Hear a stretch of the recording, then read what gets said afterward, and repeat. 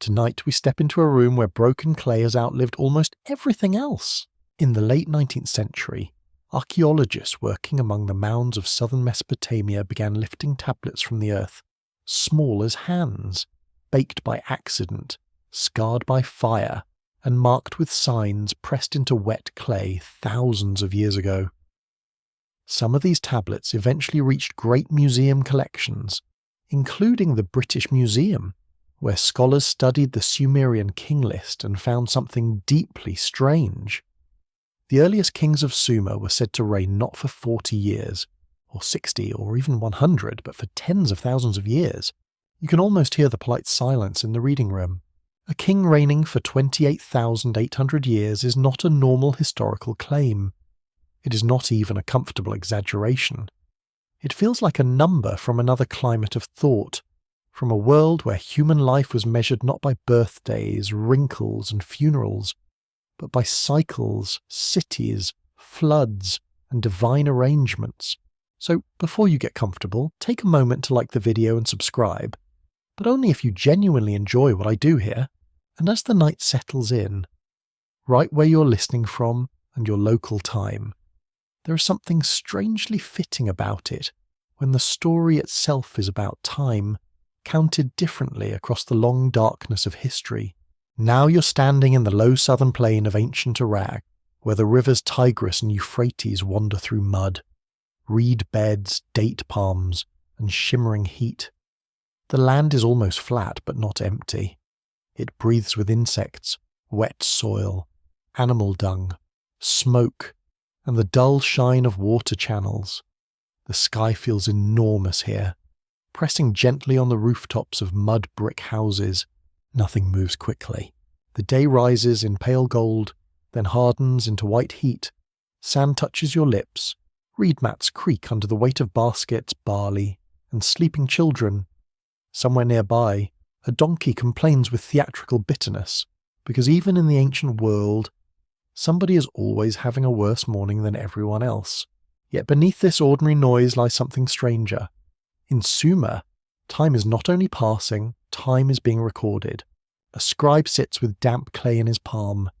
His stylus, cut from reed, leaves wedge-shaped marks with careful pressure. Each sign is a small decision. Each number is a quiet act of power when he writes the age of a ruler or the length of a reign. He's not simply filling out a royal file for some dusty government archive. He's placing a human figure inside a sacred pattern. That is where the mystery begins. Modern history usually counts human ages through bodies. A person is born, grows, weakens, and dies. You measure a life by season survived. You measure a reign by the years between accession and burial. It feels sensible, and because it feels sensible, you may forget that it is also a cultural choice. The Sumerians did not always make that same choice. They lived in a world where kingship itself was imagined as something descending from heaven. It was not merely a job. It was not only administration, taxes, canals, grain, and soldiers. It was an institution with cosmic weight, handed down into cities like Eridu, Bad Tibera, Larsa, Sippar, and Shrupak. In the Sumerian King List, kingship travels from city to city, almost like a flame moving through darkness. Records confirm that Sumerian scribes wrote in cuneiform, one of humanity's earliest writing systems, used for administration, literature, mathematics, and royal memory. Excavations from sites such as Uruk at Nippur show that writing grew alongside temples, storage systems, trade, and organized labor. Scholars associated with major universities have long emphasized that early Mesopotamian writing began with practical needs, especially accounting, but soon widened into myth, lore, song, and memory. That simple fact matters, because once a society can write numbers, it can also make numbers behave strangely. It can anchor them to grain rations, sheep, bricks, beer, wages, fields, and moons. Then it can lift those same numbers into stories about kings who seem larger than flesh. The same hand that counts barley can count eternity, which is a rather bold career move for a reed stylus. You look again at the tablet. The surface is small, but the claim is immense. Before a great flood, the list says, kings ruled for spans so long that they seem almost geological. After the flood, their reigns shrink. Not immediately into modern realism. No, Sumerian numbers are not suddenly filing tax returns with perfect accuracy. Yet the scale changes. Something has happened to time. This is not just a list of old rulers. It is a map of memory divided by catastrophe. Here, age may not mean age as you know it. A king's reign may preserve a dynasty, a city period, a ritual cycle, a priestly tradition, or a theological statement disguised as arithmetic. The number may be saying, this was not an ordinary age. It may be saying, this belonged to the deep past, when divine order lay closer to the mud walls of human cities, and perhaps that is why the figures feel so unsettling. They are too precise to be dismissed as random fantasy, yet too vast to be accepted as ordinary biography. They stand in the half-light between record and myth. They ask you to move slowly, not because the answer is hidden in a single clever trick, but because the Sumerian idea of time may be different from the beginning. A quirky old thread runs through this mystery. Some later readers tried to tame the huge reigns by dividing them with mathematical guesses, shrinking them into more believable lifespans. Others wondered whether the numbers concealed astronomical cycles, perhaps linked to the movements of stars or planets. There is no settled proof for such theories, but their persistence is telling. When humans meet impossible numbers, they rarely leave them alone. They poke them with calculators. They invite the moon to explain them. The scholarly debate remains open in a careful way. Some researchers interpret these reigns as mythic expressions of divine kingship. Others examine whether they preserve dim memories of early dynasties, compressed and inflated through scribal tradition. Still others focus on number symbolism, especially the deep Sumerian comfort with multiples of 60. None of these readings needs to defeat the others entirely. Ancient texts often refuse to behave like modern labels. They are layered things. You may imagine the Sumerian listener hearing such ages not as a biology lesson, but as atmosphere. A king who ruled for thousands of years belonged to a world before the world became familiar. His age marked distance. His reign stretched not because his knees never ached, but because memory itself had become vast around him. Long before recorded history as you usually picture it, people were already trying to organize the frightening depth behind them. They knew that cities rose on older settlements. They knew that floods came, canals shifted, temples were rebuilt, and names faded. The clay under their feet contained other clay, older brick beneath newer brick, forgotten rooms below living courtyards. You feel the ground thicken. To count an ancient king differently was to admit that the past had layers no ordinary calendar could hold. The oldest rulers became markers of a time that was no longer remembered in the human way. They were not merely men with impossible birthdays. They were pillars set at the edge of memory, where history gives way to sacred distance. This does not mean the Sumerians were careless with numbers. Quite the opposite. Their mathematical world was elegant, practical, and astonishingly durable. The base 60 habits that shape their calculations still echo whenever you count 60 seconds in a minute, or 60 minutes in an hour. Their strange numbers are not evidence of simple confusion. They are evidence that numbers could serve more than one kind of truth. A number could count sheep. A number could honor a god. A number could turn a king into a horizon. And as the heat fades over the reed beds, you begin to sense the central mystery more clearly. The Sumerians may not have counted human ages differently because they misunderstood life. They may have counted differently because their oldest histories were not only about life. They were about order, loss, creation, kingship, and the heavy silence before ordinary remembrance. Perhaps, in their world, to ask how old someone was could mean several things. How long did the body endure? How long did the house remain? How long did the city carry the name? How long did the gods permit the throne to stand beneath the sky? Those are not the same question. The clay tablet does not explain itself. It waits. Its signs remain calm, pressed into earth by a hand that vanished thousands of years ago.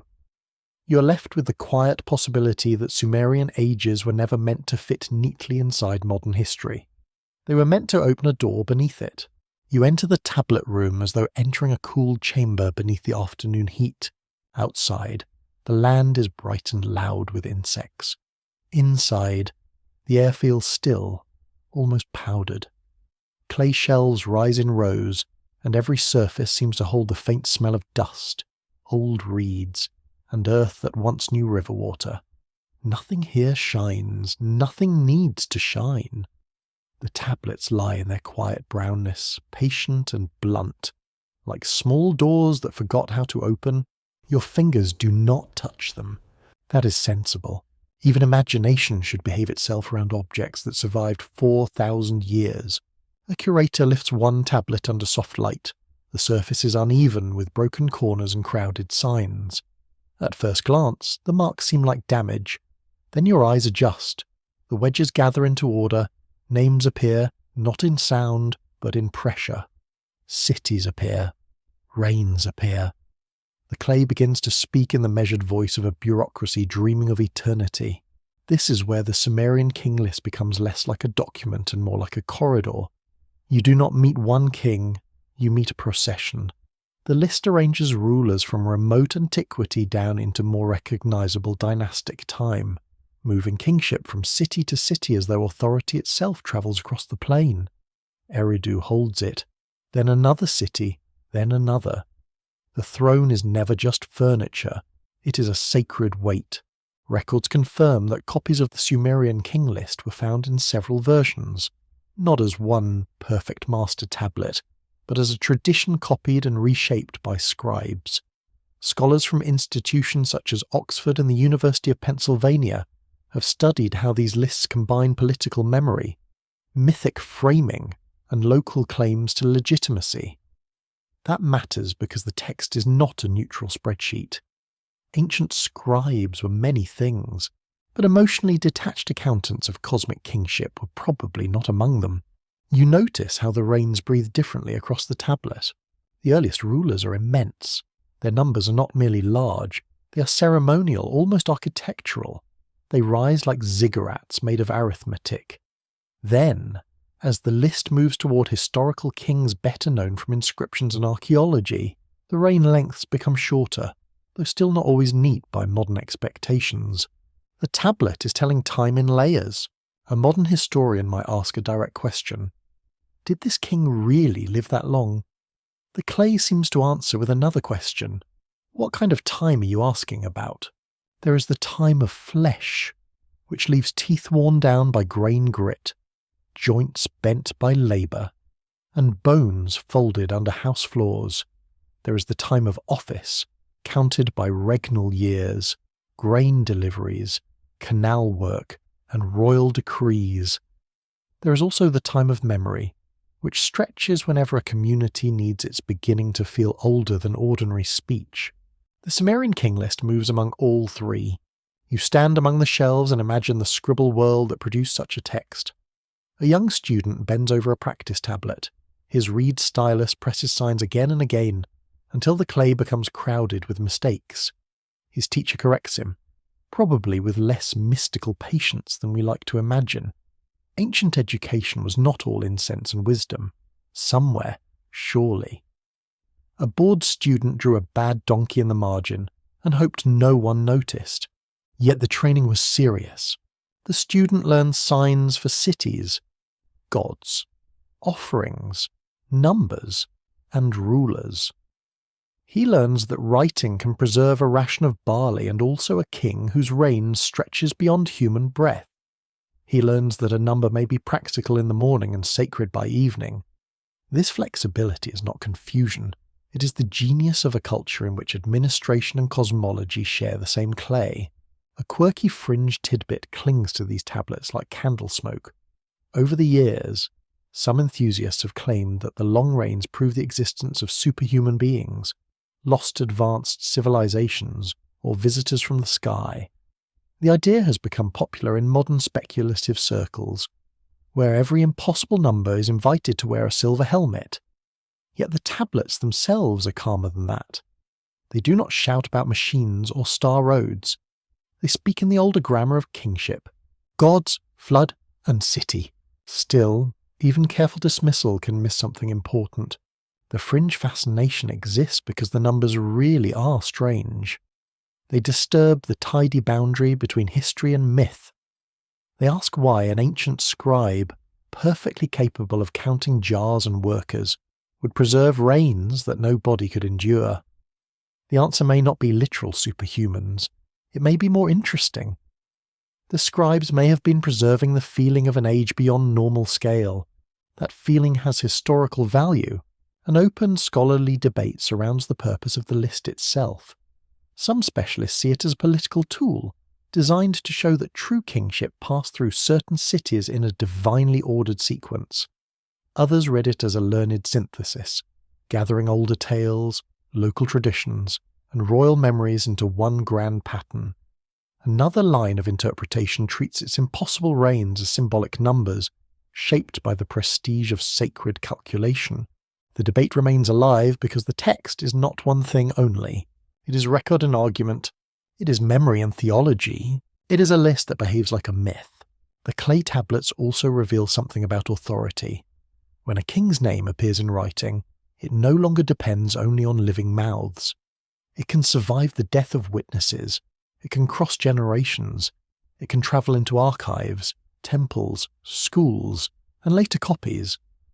Writing gives rulers a second body, made not of muscle and bone, but of signs.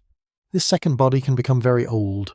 A human king may die after decades, but a written king can continue for centuries. If scribes copy his name, expand his legend, and place him at the beginning of sacred order, his numerical reign may swell until it no longer describes a man. It describes the shadow he casts across cultural memory.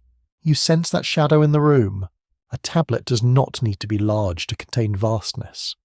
One palm-sized object can hold a city's claim to ancestry. It can hold the memory of a flood. It can hold the belief that kingship descended from heaven before ordinary time began. Its smallness makes the matter more unsettling, not less. The cosmic has been folded into something that could fit in a satchel. Think of the scribe copying the list at dusk. The room darkens. Oil light trembles against mud brick. His hand moves with practiced calm. He writes a king, then a reign, another king, another reign. Thousands of years pass under his stylus in the time it takes a moth to circle a lamp. That is power of a particular kind. Not sword power, not palace power, the quieter power of arrangement. By ordering the kings, the scribe orders the past. By placing impossible reigns at the beginning, he creates distance. The earliest world becomes enormous, dreamlike, and sacred. Later rulers, with smaller reigns and firmer historical footing, appear as inheritors of that ancient stream. Their authority does not begin with themselves. It flows from a time too deep to challenge casually. This may explain why Sumerian ages differ so sharply from familiar history. Modern history often prefers evidence that can be cross-checked, dated, excavated, and argued into timelines. Sumerian royal memory worked inside a different frame. It asked not only what happened, but where events belonged within divine order. That is not a small difference. A king in ordinary time can be judged as a man. A king in sacred time stands inside a pattern larger than judgment. His age becomes part of that pattern, widened until the number feels less like a lifespan and more like a temple wall. In the tablet room, silence gathers again. The clay returns to stillness, yet your sense of history has shifted slightly. These lists are not foolish because they count differently. They are revealing because they count with another purpose. You leave the shells with a quiet suspicion forming. Perhaps the Sumerians did not stretch human ages because they forgot the limits of human bodies. Perhaps they stretched them because the earliest past needed a larger container than the body could provide. Your mind drifts southward, toward the first cities rising from river clay. The plain is wide, low, and bright beneath a sky that seems too large for human walls. Water slips through channels cut by patient hands. Reeds lean together in the marsh wind. Date palms lift their crowns above courtyards where dogs sleep.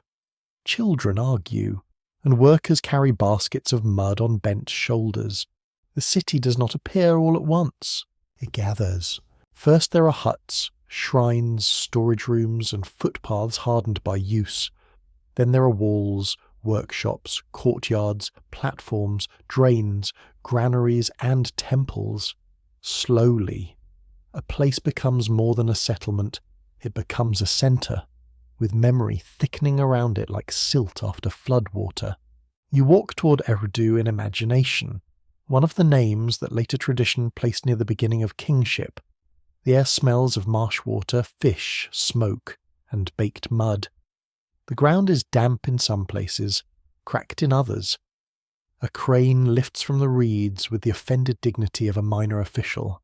Eridu matters because it was remembered as ancient even by ancient people.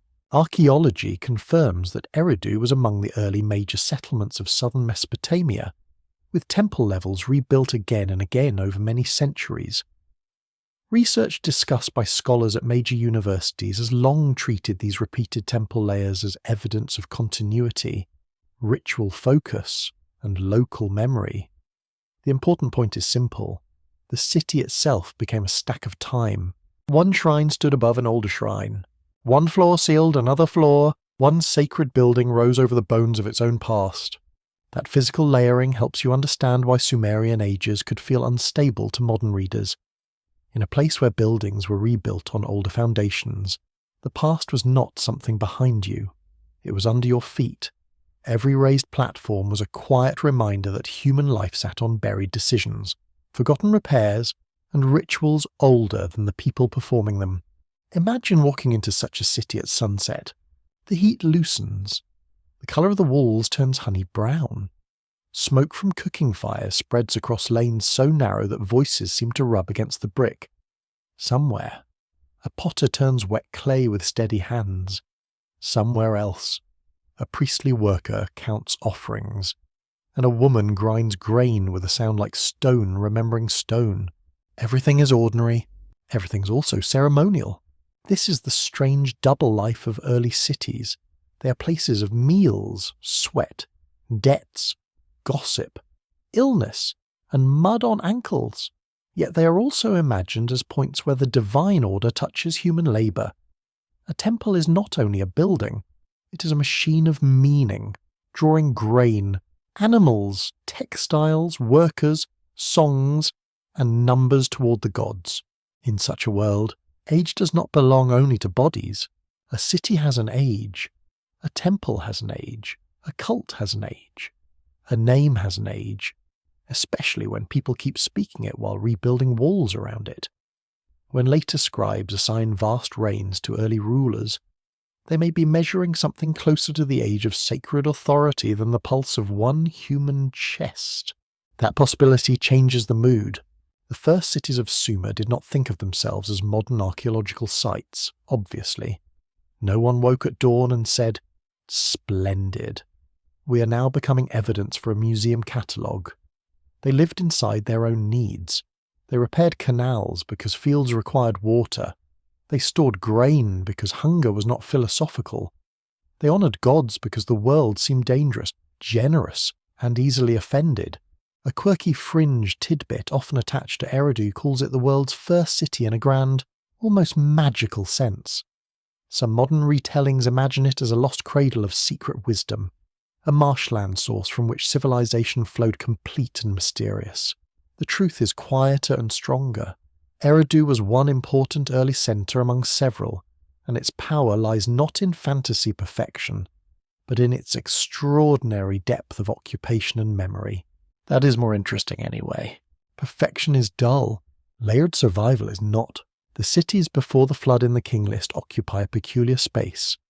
Eridu, Bad Tibira, Lhasa, Sippar, and Shuruppak are not presented as random places. They are stations in a sacred sequence. Kingship appears, settles, moves, and gathers weight. These cities become containers for a time that feels larger than normal dynastic history.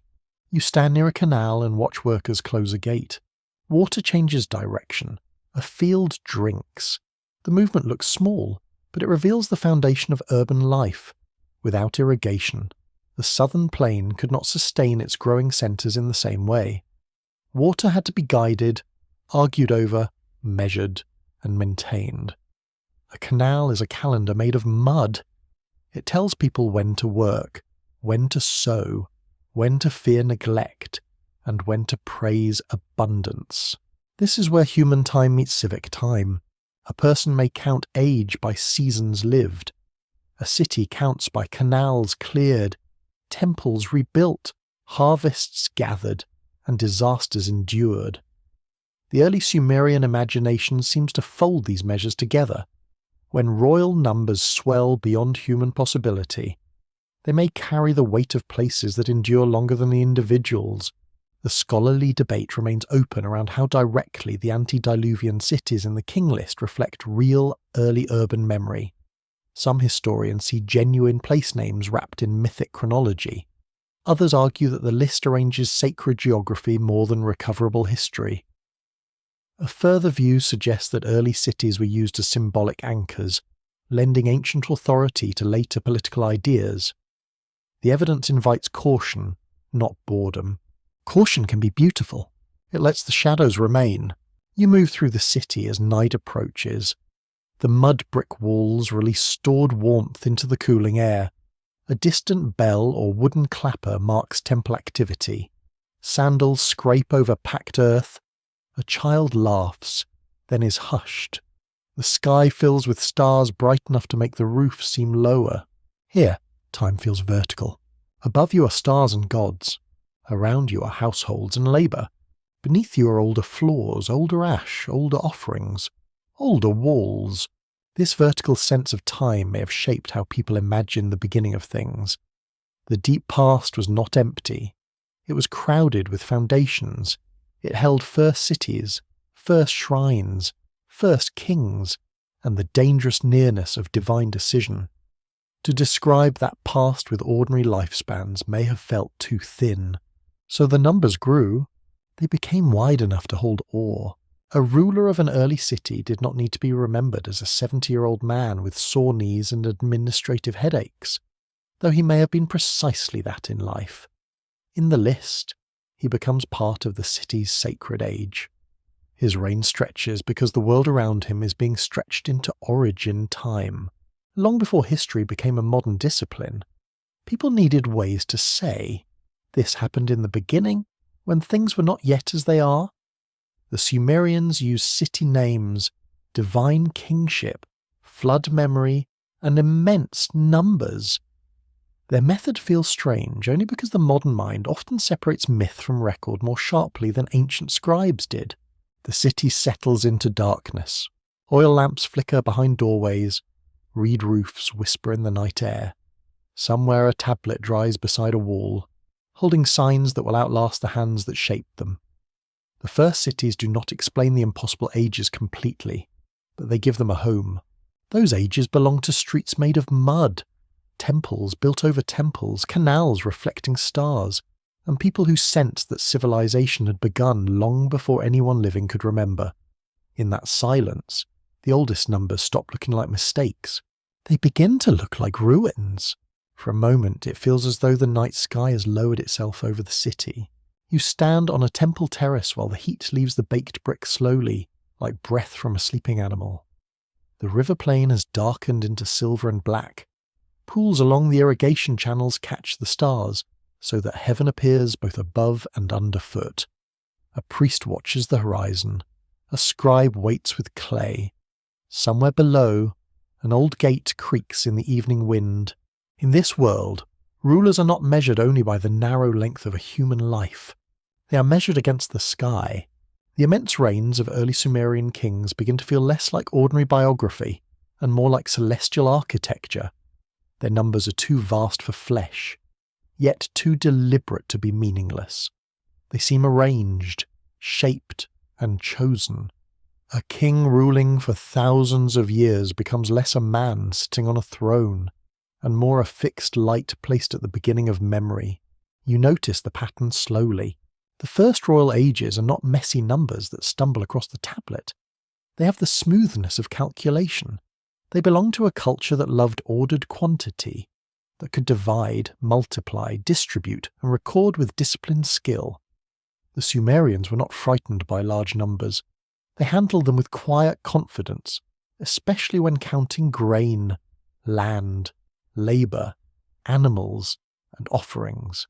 Records confirm that Mesopotamian mathematics used a base 60 structure with remarkable sophistication. Later Babylonian mathematical tablets show advanced numerical habits, and scholars at universities such as Yale and Columbia have examined how these traditions developed from earlier southern Mesopotamian practices. This matters because the strange royal reigns come from a world where numbers were tools, symbols, and instruments of order. A number could be practical. A number could be sacred. Sometimes it could be both at once, on the terrace. The stars do not look random. They never look random to people who live beneath them every night, without electric glare and without the casual arrogance of modern streetlights. They rise, vanish, return, and keep faith with seasons. Their movements help organize ritual, farming, travel, and expectation. To watch them is to learn patience. To count them is to imagine pattern. A ruler measured like a star belongs to this atmosphere. His reign does not need to describe his bones. It may describe his place in a cosmic sequence. It may say that his kingship belonged to a grand cycle, not a household biography. In the oldest layers of the list, the king becomes a unit of sacred duration, almost like a constellation made from political memory. This is unsettling, gently so. You came looking for human ages, but the ages keep becoming something else. They become distances. They become signs. They become measures of how far the beginning must be placed from the present, so that it can feel properly ancient.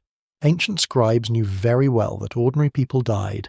They buried parents, mourned children, watched elders weaken, and saw labour carve itself into the body. No one who ground barley, hauled reeds, or dug canals would confuse 1,000 years with a human lifespan. The absurdity was not invisible to them. It was useful. That is the quiet turn. The impossible age may have worked because it was impossible. It announced that the early king belonged to a different register of time. Ordinary human measurement had not yet taken full control. The world was nearer to divine arrangement, and so the numbers were permitted to breathe on a larger scale. The king's reign became a bridge between city and cosmos.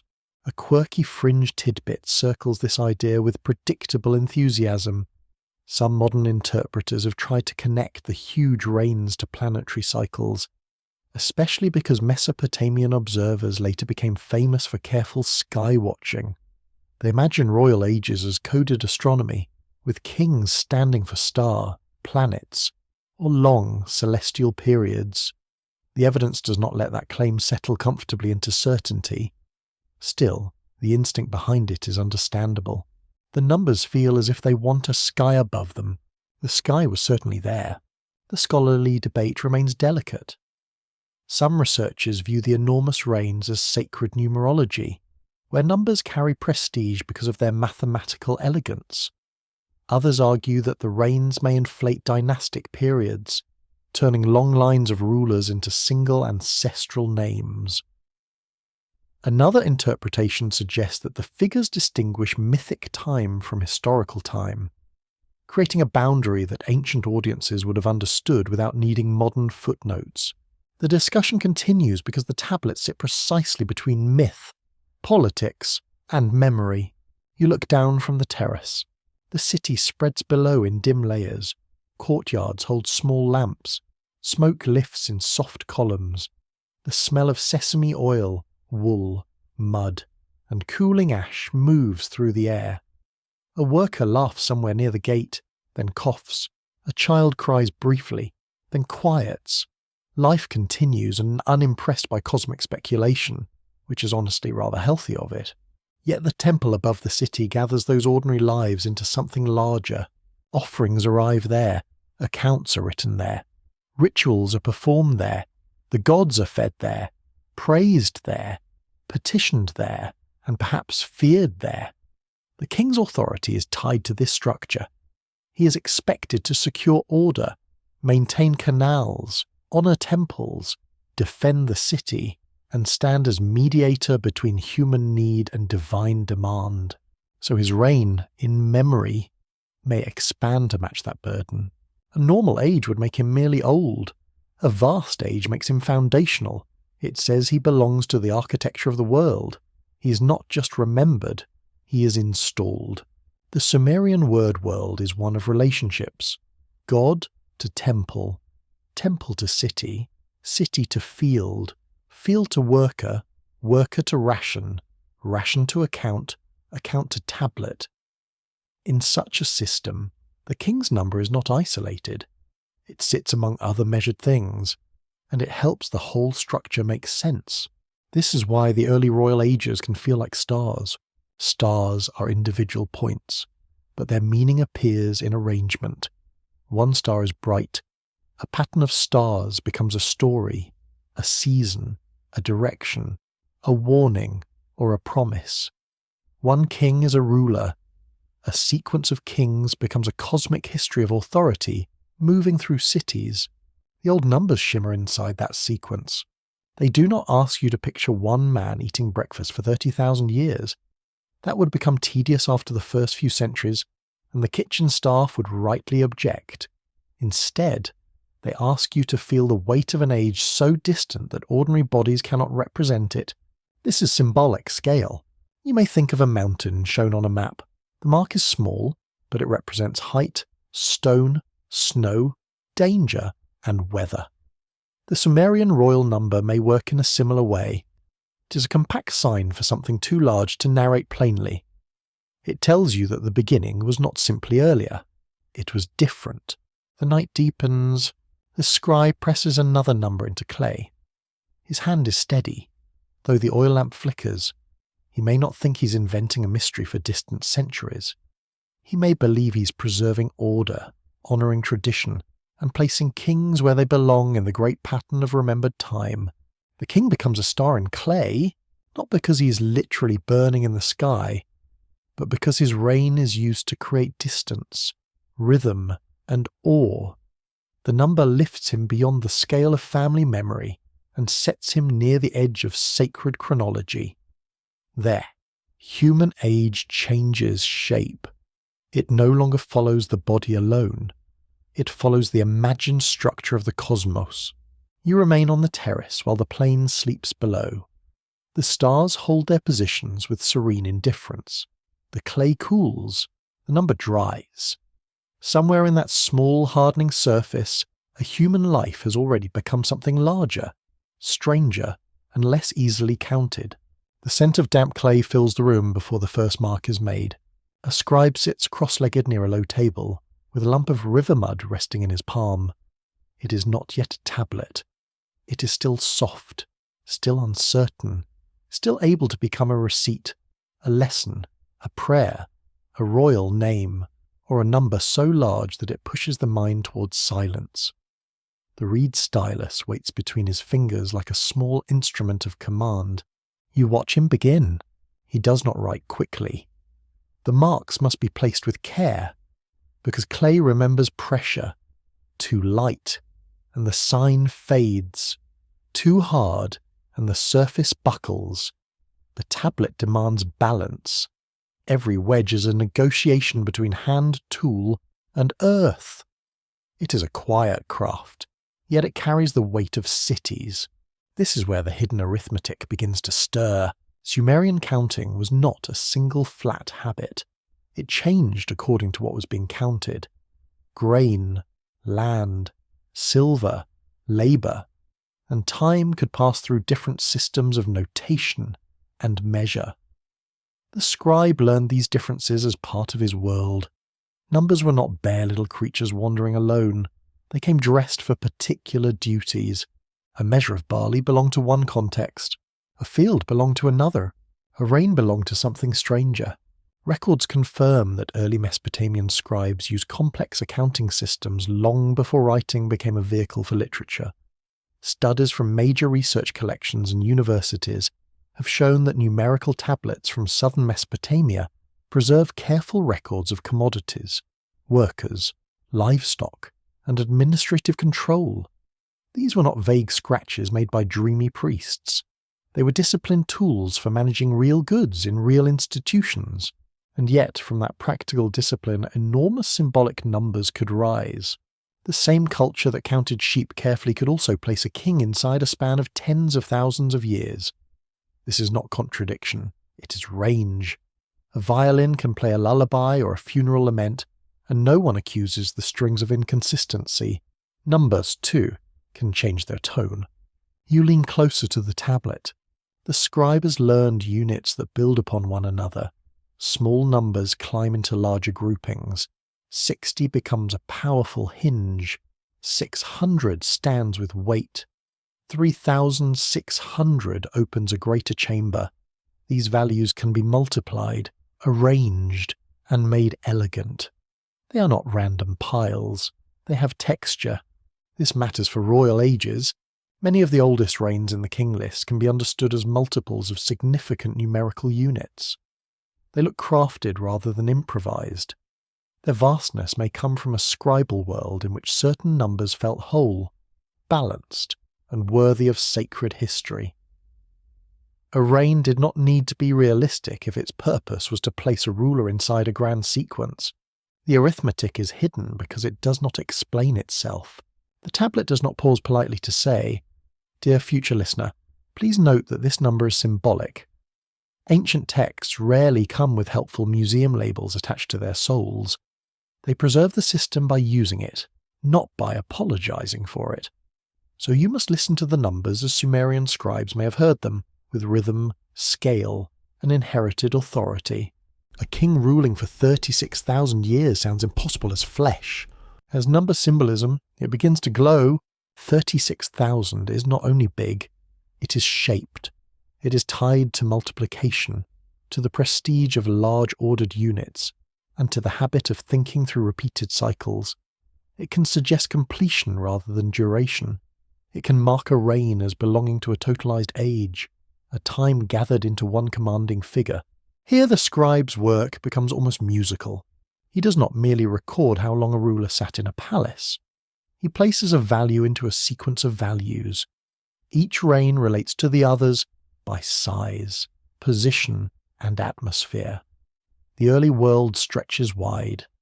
Later time narrows. The arithmetic helps produce that feeling, like a slow narrowing corridor leading from sacred haze into human scale. A quirky tidbit hides in the clay schools. Some student tablets from Mesopotamia preserve awkward exercises, repeated signs, and mistakes that make the ancient classroom suddenly human. You can almost see the apprentice pressing a number badly, smoothing it out, and trying again while the teacher breathes disappointment nearby. Across 4,000 years, that feeling needs no translation. Arithmetic homework has always been a minor form of civilization's revenge. Still, the students learned. They learned tables, measures, conversions, signs, and lists. They copied model texts until their hands understood what their minds were still chasing. In this training, a number became more than quantity. It became membership in a scribal tradition.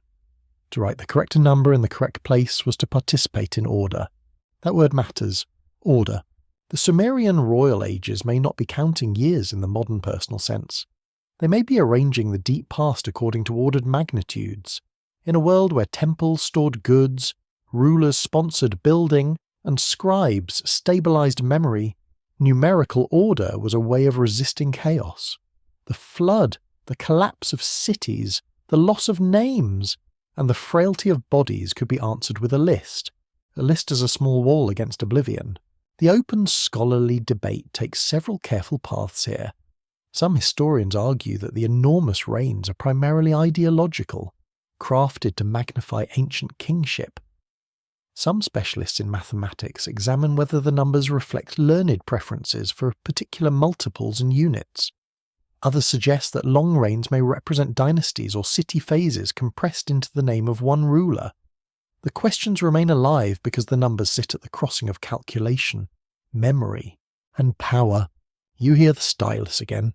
It clicks softly when it lifts from the clay. The sound is almost nothing, yet it changes the future of the name it marks. A ruler written with an immense reign is not merely preserved, he is transformed. The number becomes a garment placed over him, woven from arithmetic and sacred distance. The body disappears beneath it. This does not make the number false in a simple way. It makes the number meaningful in another way. Modern readers often ask whether a statement is factual or fictional, as though every ancient line must enter one of two neat rooms and close the door behind itself. Sumerian royal numbers resist that tidy housekeeping. They operate in a space where memory, legitimacy, and cosmic pattern can share one line of clay. The scribe understands measures through use. He knows what 10 workers mean when rations must be issued. He knows what 30 jars mean when storage rooms are checked. He knows what a field measure means when boundaries are disputed. But when he writes the earliest kings, he is not managing grain. He is managing distance from the ordinary world. That distance needs scale. A small number would bring the king too close. It would make the beginning feel like yesterday's argument in the market, with someone overcharging for onions and pretending this was tradition. A vast number pushes the ruler beyond gossip. It places him in a remote age where kingship itself appears young, shining, and dangerous. So the hidden arithmetic serves memory. It stretches the beginning. It ranks sacred time. It lets the earliest reigns tower over later history without needing to describe every year. In that sense, the number is less like a clock and more like a temple platform. It raises the name. The room grows dim. The tablet begins to dry at its edges. Once hardened, it will no longer accept correction easily. That, too, feels important. A soft number can be changed. A dried number becomes authority. The scribe has pressed not only signs, but a whole way of imagining human age into earth. You watch the final wedge settle. The old Sumerian question remains quiet and unresolved. How long did a king live? How long did a reign endure? How long did a memory need to become sacred? The hidden arithmetic does not answer with one voice. It offers a system, a rhythm, a pattern, and a faint invitation to count more slowly. The morning begins with a smell of barley dust and wet reeds. You stand near the outer courts of a temple, where baskets arrive before the sun becomes sharp. Workers pass through this gate in a patient line. Some carry grain, some lead animals, some bring bundles of wool, fish, oil, dates, and shaped loaves still warm from household ovens. The air is not silent. It clicks, shuffles, coughs, murmurs, and sighs with the labour of people who would probably prefer a longer sleep. Above them, the temple platform rises in layered brick. It is not merely tall, it is organised height. The temple is where the Sumerian world gathers itself into rhythm. It receives offerings, stores goods, feeds dependents, sponsors work, and marks the seasons through ritual. It is a house for divine presence, yet it is also a centre of administration. The sacred and practical do not stand apart here like strangers at a formal dinner. They share the same courtyard and keep borrowing each other's tools. This is why time belongs to temples. A field may seem to follow the sun and river, but the temple helps translate those movements into duties. When canals need clearing, people must come. When grain is harvested, it must be counted. When festivals arrive, food, music, incense, cloth, and animals must be prepared. Time is not abstract. It is a schedule of bodies, offerings, storage rooms, and expectations. You feel it under your feet. The temple court has its own pulse. Footsteps cross packed earth. Reed baskets scratch against shoulders. A jar breaks, and someone mutters with ancient sincerity. A clerk records the loss, because even divine households must endure inventory problems. Somewhere nearby, a brewer tends the thick, cloudy drink that will be offered, consumed, and probably debated by people with strong opinions about quality. Records confirm that Sumerian temples were major economic and social institutions. Excavations and tablet archives from southern Mesopotamia show that temples managed land, labour, rations, livestock, and craft production. Scholars from institutions such as Yale and the University of Chicago have studied these records as evidence that religious centres shaped daily life in ways that reached far beyond ceremony.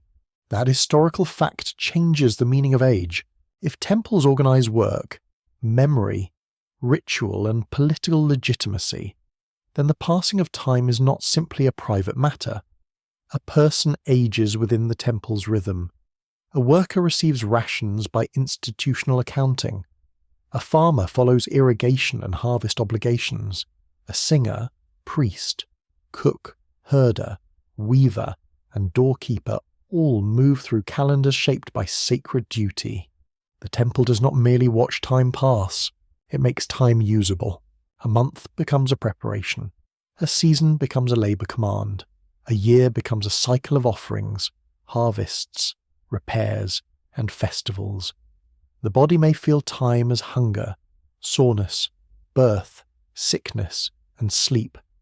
The temple feels time as recurrence. Its memory is not the memory of one person. It is a rhythm that survives many persons. So when rulers are given strange ages, you begin to see another possibility. Their numbers may have been shaped by institutions that cared less about personal biography than about cycles of order, kingship, temple service, agricultural time, and divine expectation were bound together. The ruler's age could become a measure of how long a sacred arrangement held firm. You walk past a storage room. Inside, sealed jars stand in shadow. Each one contains something measured, owed, received, or promised. Clay ceilings bear impressions from cylinder seals, tiny scenes rolled into authority. A seal can show gods, animals, worshippers, banquets, monsters, or ritual approach. It is art, identity, and paperwork in one gesture. Modern office stamps suddenly seem emotionally underdressed. A quirky fringe tidbit follows those seals. Some modern readers have looked at the strange figures on Mesopotamian seals and imagined hidden proof of forgotten technologies or beings from distant worlds. The scenes are genuinely mysterious at times, with divine symbols, horned crowns, composite creatures, and star signs. Yet they belong best within Mesopotamian religious imagery, where gods, cosmic order, and royal power are shown through symbolic forms. The temple was full of such symbols. A god's emblem could mark ownership. A ritual vessel could hold more meaning than its clay or metal. A doorway could divide ordinary space from sanctified space. Numbers, too, could cross that threshold. Once numbers entered temple memory, they could become more than measurements. They could become signs of divine stability. This matters because Sumerian life was vulnerable. Floods could damage fields. Drought could threaten harvests. Salinity could weaken soil. Rival cities could dispute canals. Disease could move through crowded lanes. A family's survival might depend on institutions larger than the household. In such a world, time was not a neutral river. It was a force to be managed, appeased, and organised. The temple helped hold the pattern. The open scholarly debate here turns on how much power temples truly held in different periods and cities. Some historians emphasise the temple as a dominant economic centre, especially in early urban development. Others argue that palace institutions, private households, and local elites played stronger roles at certain times. Another careful view sees constant negotiation among temple, palace, family, and labour groups. The balance changes with place, century, and evidence. The debate is useful because it prevents the past from becoming too neat. Ancient life was not a diagram. It was crowded, dusty, and contested. Still, the temple's influence on time remains deeply important. Festivals shaped public memory. Offerings repeated ancient patterns, Liturgies preserved old names. Building projects renewed sacred space. Through repetition, the temple made the past feel present. Through ritual, it made certain moments return again and again. You can almost hear a chant rising at dusk. The words move slowly. The melody is narrow and steady. Smoke curls upward with the smell of resin, cooked grain, and animal warmth. People stand in dim light, perhaps tired, perhaps reverent, perhaps simply waiting for the formal part to end so everyone can eat. Human motives are rarely pure, even when the gods are watching. Yet the repetition works. It teaches the city that time has shape. It tells each generation that they are not alone in their moment. Others have stood here, carried baskets here, sung here, waited here, feared here, and hoped here. The temple gathers those lives into continuity. Now the long royal ages begin to feel less isolated. A king's reign in such a world might be remembered through temple foundations, dedications, canal works, offerings, and festivals. If his name became attached to a sacred phase of order, then later memory could stretch him beyond the body. The ruler becomes a marker in temple time, not merely family time. His reign is counted through an institution that outlives ordinary flesh. Human age narrows, temple time widens. The contrast is the key. You may live 70 years, if fortune is gentle. A temple cult may endure through rebuildings, disasters, reforms, and dynastic changes. A sacred name may pass from tablet to tablet, gaining weight with every copying. If a king is fused to that sacred memory, his age becomes strangely expandable. It no longer belongs entirely to him. This is not deception in the simple sense. It is absorption. The individual is absorbed into the institution. The reign is absorbed into ritual. The number is absorbed into sacred continuity. What began as human rule becomes part of the temple's long breathing. As evening gathers, the temple workers finish their tasks. The courtyard empties slowly. The last jars are sealed. The last baskets are stacked. The last account is pressed into clay while a lamp trembles beside the scribe's hand. Above the city, stars appear, quiet and precise. The temple keeps its rhythm. It will call people back with morning light. It will measure offerings, summon labour, feed dependents, and repeat ceremonies whose origins feel older than memory. In that rhythm, the Sumerian difference becomes clearer. Human ages could be counted by bodies, but sacred time was counted by structures that endured beyond bodies, and when history met that sacred time, the numbers grew large enough to hold it. Rain is rare enough here that water usually arrives with a human plan. It slides along canals, fills basins, darkens fields, and leaves shining lines beside reeds. Yet the same water that feeds the barley can also become a wall, a force with no manners, no memory of boundaries, and no interest in anyone's carefully repaired embankment. You stand on the river plain and feel that unease beneath the ordinary brightness.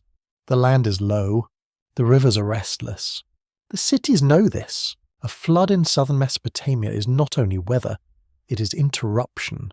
It can erase paths, break storage rooms, drown fields, scatter animals, ruin tablets, and turn familiar courtyards into brown moving water.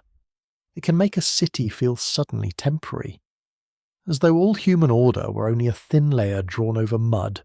This is why the great flood in Sumerian tradition matters so deeply. It does not sit in memory as a simple natural event. It becomes a boundary, a dark shining line between kinds of time. In the royal lists, the flood divides the immense early rains from the shorter rains that follow. The world before the flood belongs to a remote and expanded age. The world after it begins to draw closer to recognizable human scale. You can feel the difference like air pressure changing. Before the flood, kings reign for spans that seem almost beyond thought. After the flood, the numbers remain impressive, but they begin their descent toward history. The tablet does not merely say that water came. It says that time itself changed its behaviour. The catastrophe does not only drown land, It reorganizes memory. Records confirm that flood deposits have been found at several Mesopotamian sites, though not all at the same date or scale. Archaeologists have long debated how local flooding, river shifts, and cultural memory may have contributed to later flood stories. Research discussed in major academic settings often treats the Mesopotamian flood tradition as a blend of environmental experience, mythic imagination, and literary shaping. A careful view matters. It does not require one single flood covering every known place. It also does not dismiss the ancient fear as mere fantasy. Rivers flood. People remember. Stories gather force when real danger meets sacred explanation. In a low alluvial world, water is both blessing and threat, and that double nature can haunt a civilization.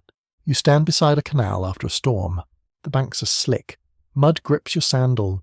Broken reeds lie flattened in the shallows. A dead fish flashes silver in a puddle. The smell is thick, earthy, and sour. Someone has lost a basket. Someone else is shouting about a damaged wall with the heroic fury of a person who knows they must repair it. This is not abstract myth. This is the kind of place where water can become theology. The Sumerian flood tradition appears in several ancient forms, including stories connected with a survivor chosen to preserve life through disaster. Later Mesopotamian literature gives fuller versions, where divine decisions, human vulnerability, and survival are woven into a powerful account. The flood becomes the moment when an older arrangement ends and a different human world begins. In the King List, that change is numerical. The reigns before the flood seem to belong to an age when kingship is almost raw in its divine force. The rulers stand at the beginning, too large for ordinary experience. Then the flood comes. Afterward, kingship descends again, but the world has narrowed.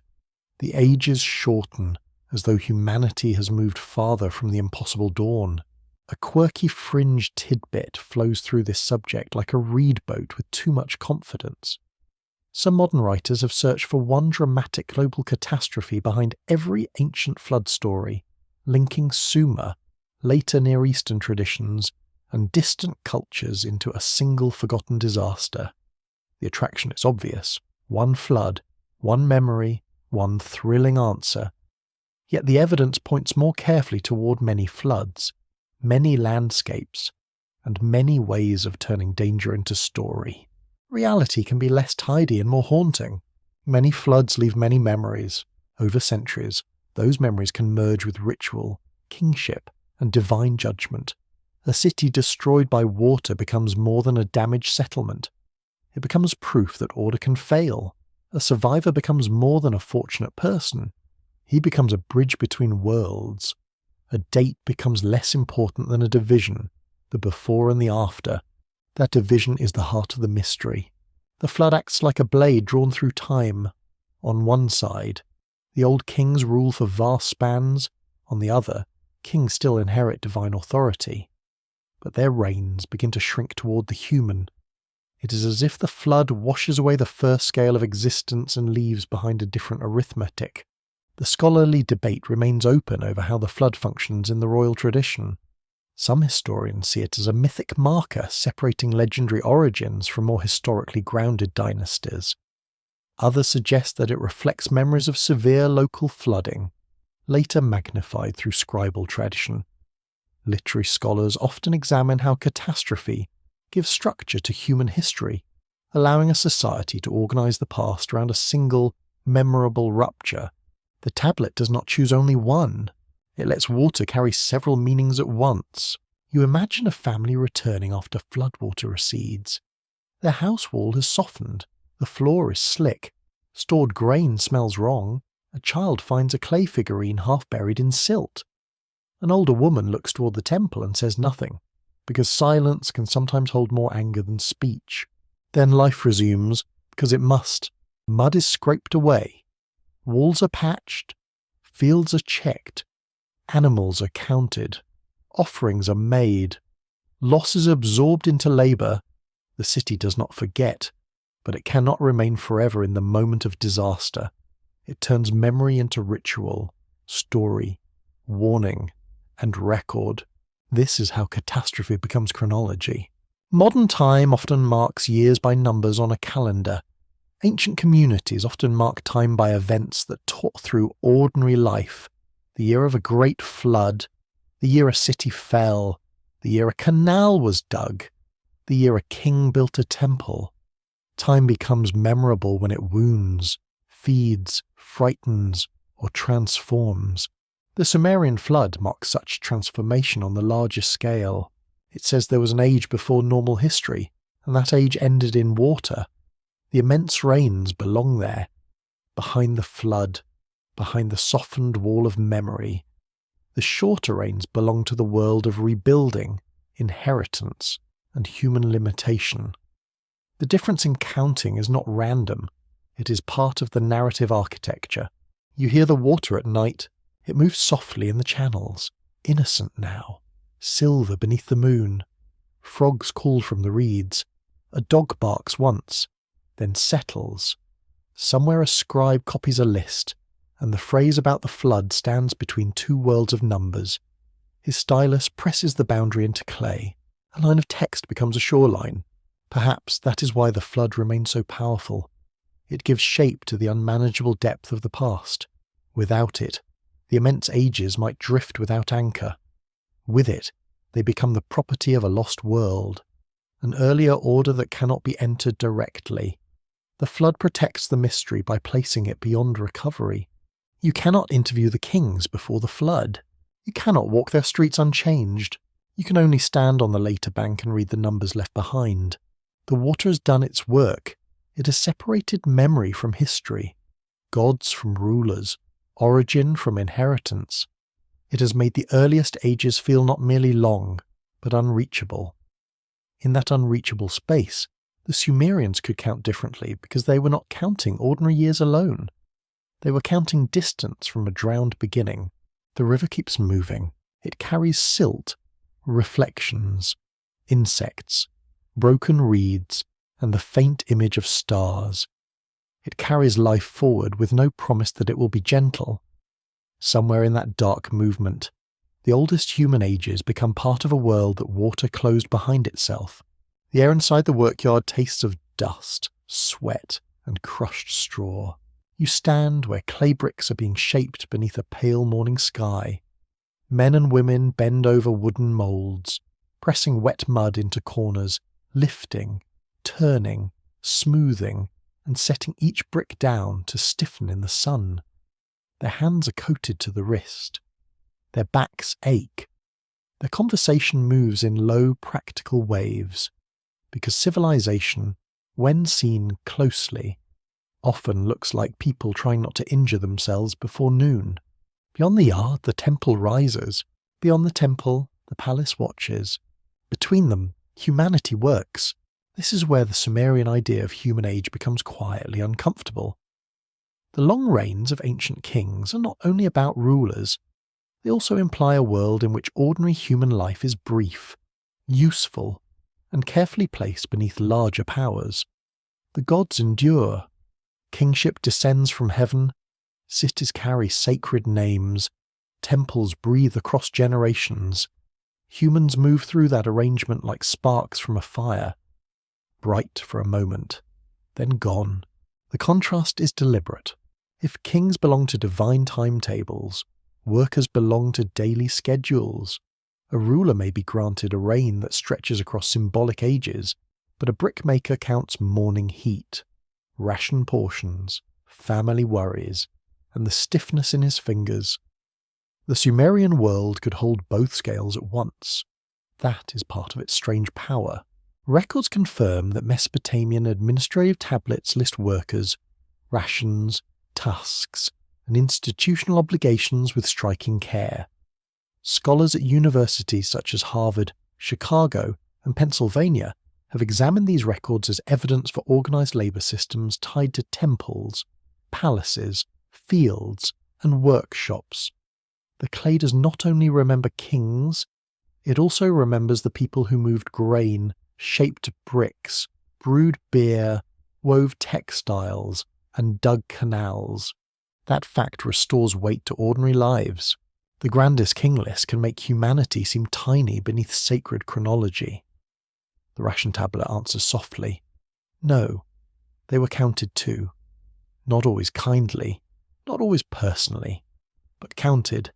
A worker's name, role, allotment, or household might appear for one administrative reason and then vanish again. Yet even that brief mark proves a presence in the machinery of time. You watch a scribe near the yard. He records deliveries of straw and clay.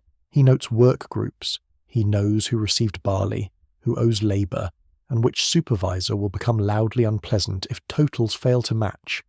His tablet does not speak in myth. It speaks in management. But management itself reveals the human role in the larger Sumerian order. Humans maintain the world. They feed gods through offerings. They support temples through labour. They farm fields, clear canals, raise walls, produce textiles, and carry goods through gates. Their work keeps the sacred system visible. Without them, divine kingship would have no bricks to stand on and no grain to redistribute. A quirky fringe tidbit appears in the famous Mesopotamian theme that humans were created to relieve divine beings from labour. In later literary traditions, lesser gods tire of work and humanity is made to take up the burden. Some modern retellings turn this into a wild story about engineered servant species, because apparently even ancient mud brick labour must be given a dramatic laboratory. The deeper idea is older and more human. Work needed explanation, especially work that felt endless. Why do people toil? Why do fields demand bodies? Why do canals fill with silt again? As if mud has a personal grudge. The myths answer through divine economy. Humans exist within a system of service. They are not meaningless, but their meaning is not always flattering. They are necessary because cosmic and civic order require maintenance. To be human is to stand in the gap between divine appetite and earthly difficulty. This gives another angle to the strange royal ages. The king's great number may magnify the order under which humans labour. If his reign belongs to a divine timetable, then human work gains cosmic placement. It is not merely unpleasant effort under a hot sky. It is participation in a structure older than memory. That does not make the work easier, of course. A symbolic universe rarely reduces back pain, but it can give suffering a place inside a story. Ancient societies often needed such placement. You feel the rhythm of labour around you. Mud pressed, mould lifted, brick turned, footsteps, a cough, a laugh, a supervisor pretending he is not enjoying himself. The sun rises higher, the ground becomes warm, the workers continue, because walls do not build themselves, even in a world crowded with gods. The open scholarly debate concerns how far myths of human creation reflect actual social structures. Some historians read these stories as theological reflections on labour and hierarchy. Others see them as elite texts that naturalise institutional demands, making service appear divinely ordained. A different approach treats them as poetic attempts to explain the burden of civilization itself. The debate remains sensitive because myth and social reality often lean against each other. Neither stands alone. The myth gives language to labour. Labour gives weight to myth. If the Sumerians counted certain human ages differently, they may have done so because not all humans occupied the same kind of time. The king lived in royal time, stretched by office, symbol, and sacred descent. The worker lived in task time, measured by days, rations, and obligations. The city lived in the institutional time, measured by rebuildings, canals, festivals, and archives. The gods lived beyond all of these, or so human beings imagined with tired reverence. Time was hierarchical. That idea is easy to miss. Modern people like to imagine time as democratic, 1 hour for everyone, ticking equally on every wall.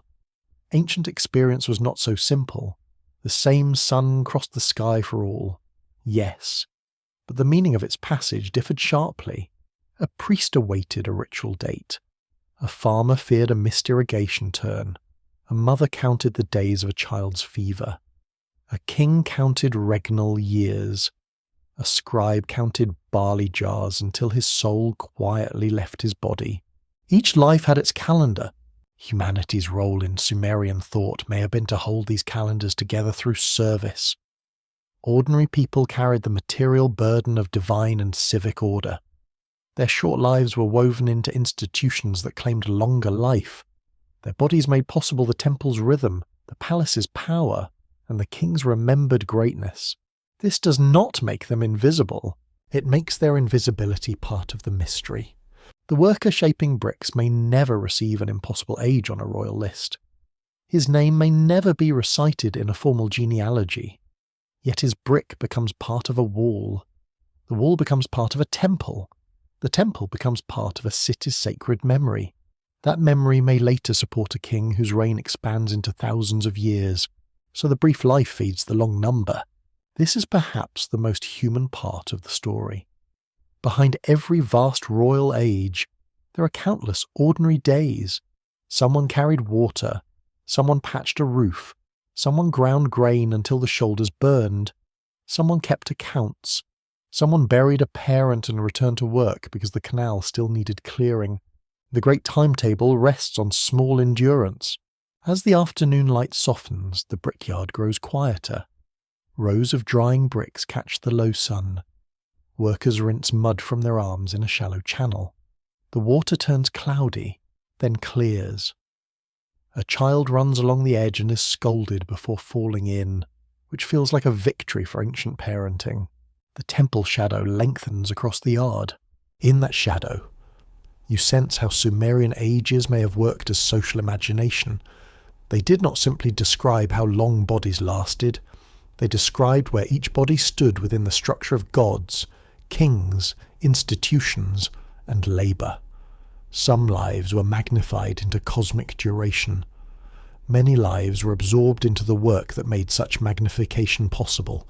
Perhaps that is why the old numbers feel both majestic and uneasy. They raise kings into deep time while leaving ordinary humans near the dust. Yet the dust is not empty. It holds fingerprints, footprints, broken tools, ration marks, and bricks drying under the same sun. Humanity's role was small in scale, but enormous in consequence. The world of sacred ages could not stand without human hands beneath it. The shadow of 60 lies quietly across the ancient room. You notice it first in the way a scribe arranges numbers, not as scattered marks, but as a system with hidden elegance. The clay tablet rests near his knee, soft enough to receive signs, firm enough not to collapse beneath his hand. Outside, the city continues with its usual mixture of dignity and inconvenience. A goat complains, a cartwheel squeals, someone drops a jar and blames the jar, because accountability has always been flexible. Inside, the numbers are calmer. They gather around 60. This does not sound mysterious at first. Modern life still carries 60 in its ordinary habits. You count 60 seconds in a minute, 60 minutes in an hour, and 360 degrees in a circle. These customs descend through long mathematical traditions from Mesopotamian ways of reckoning. The old base 60 system did not vanish. It slipped into the bones of timekeeping and geometry, then stayed there politely for millennia. That is a remarkable survival.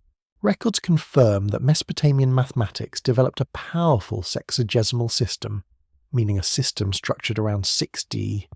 Scholars at universities such as Yale, Columbia, and Oxford have studied clay tablets showing multiplication, division, reciprocal tables, and astronomical calculations shaped by this tradition.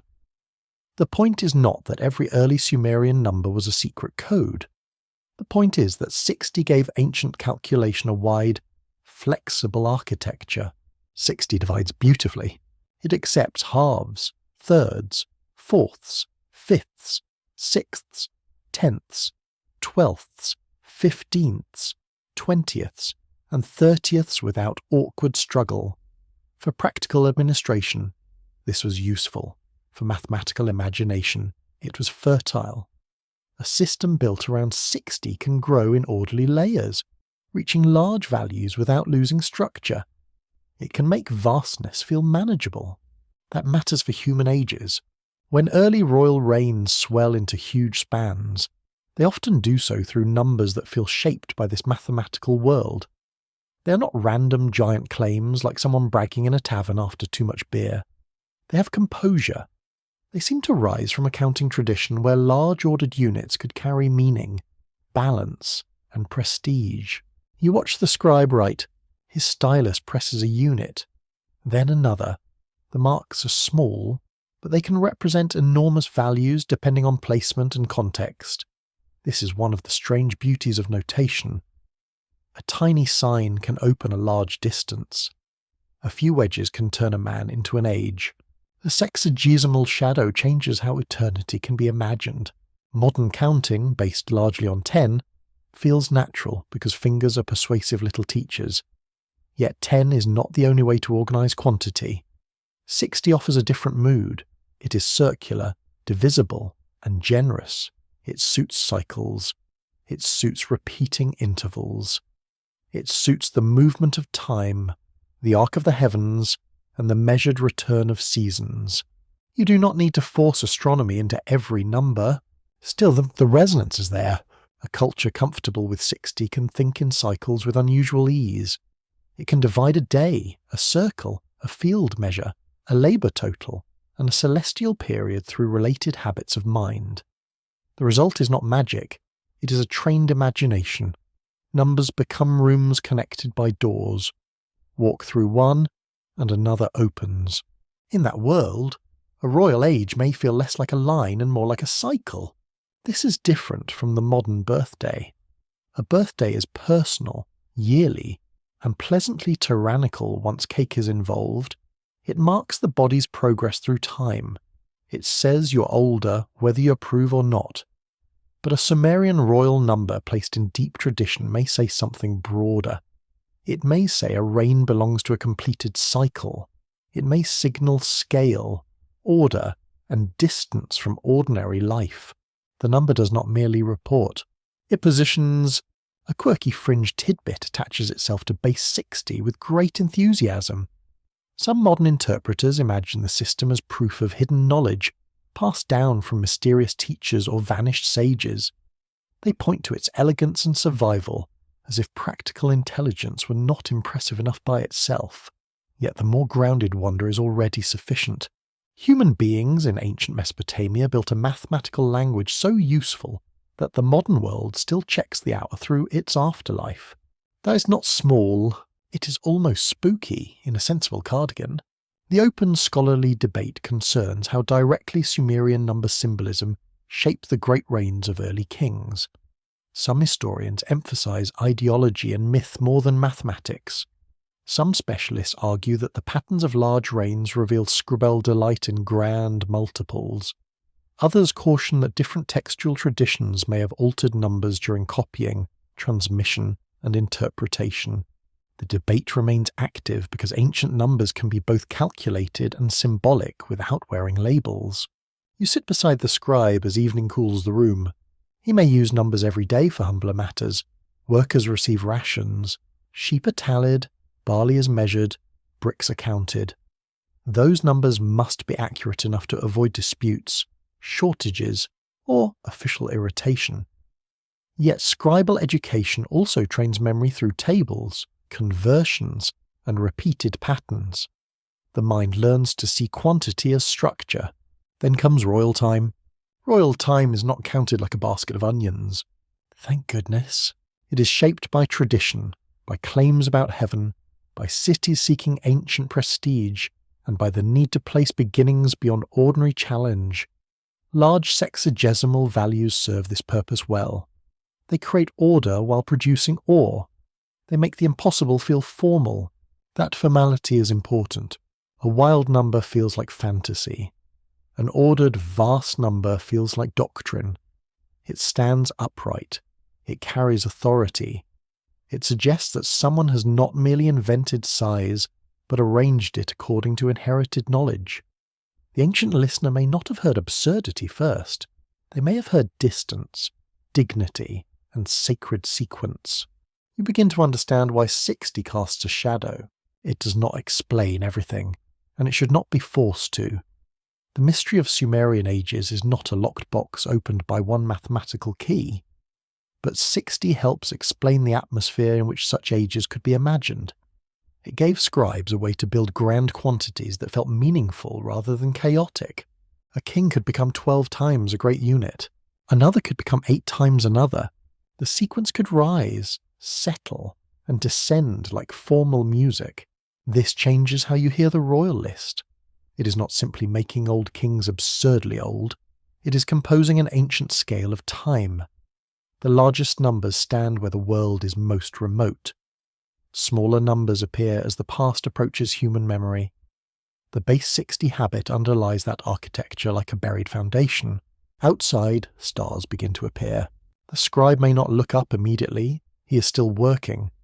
Yet the same culture that counts on clay will one day produce extraordinary astronomical records, tracking planetary motions, eclipses, and lunar cycles with disciplined patience. The roots of that later precision lie in the long Mesopotamian respect for number, pattern, and recurrence. This respect shaped more than science. It shaped historical imagination. When Sumerians counted ages differently, they were not merely stretching time for decoration. They were using a numerical language capable of making deep time feel ordered. Their oldest human ages were placed inside a framework where quantity could become quality. A larger number did not only mean longer duration. It meant a different kind of duration, a sacred kind, a foundational kind, a time fit for kings who belonged near the beginning. The lamp beside the tablet burns low. Its flame leans whenever night air slips through the doorway. The clay has darkened as it dries, and the fresh wedges look like tiny shadows cut into earth. In them, 60 sleeps beneath the surface. It divides the hour you're living now, the circle imagined by later geometers, and the ancient reigns that made human age expand beyond the body. You listen to the city quieting around you. Somewhere, a child is being carried indoors. Somewhere, bread cools on a mat. Somewhere, a tired clerk checks a total one more time because mistakes, unlike gods, are never merciful. Above it all, the stars turn with patient regularity. The Sumerian number waits between earth and sky. It counts grain. It counts labour. It counts cycles. And when placed beside a royal name from the unreachable past, it does something stranger. It lets history breathe in units large enough to resemble eternity. The palace courtyard glows with late afternoon dust and polished confidence. You stand near a doorway where guards hold spears and pretend not to notice everything. Their faces remain still, but their eyes move. Servants cross the open space with baskets of folded cloth, jars of oil, and messages sealed in clay. The smell is richer here than in the workyards. There is wool, cedar, cooked meat, warm brick, and the faint metallic tang of bronze. Power has a scent. It is not always pleasant. A ruler larger than life does not begin as a giant. He begins as a man surrounded by arrangements. Doors open for him. Voices lower around him. Food reaches him before others eat. His words travel through officials, scribes, heralds, overseers, soldiers, and frightened petitioners. The body remains human, with ordinary hunger, fatigue, and possibly terrible opinions at breakfast. Yet the office expands around him until the man inside becomes difficult to see. This is where royal ages become political language. An immense reign can make a king seem chosen, ancient, and almost unreachable. It lifts him above common comparison. If a ruler stands in a line that begins with kings who held power for thousands of years, then his own throne appears connected to a remote and sacred order. He does not look like one ambitious man among rivals. He looks like the latest bearer of a force older than memory. That is useful.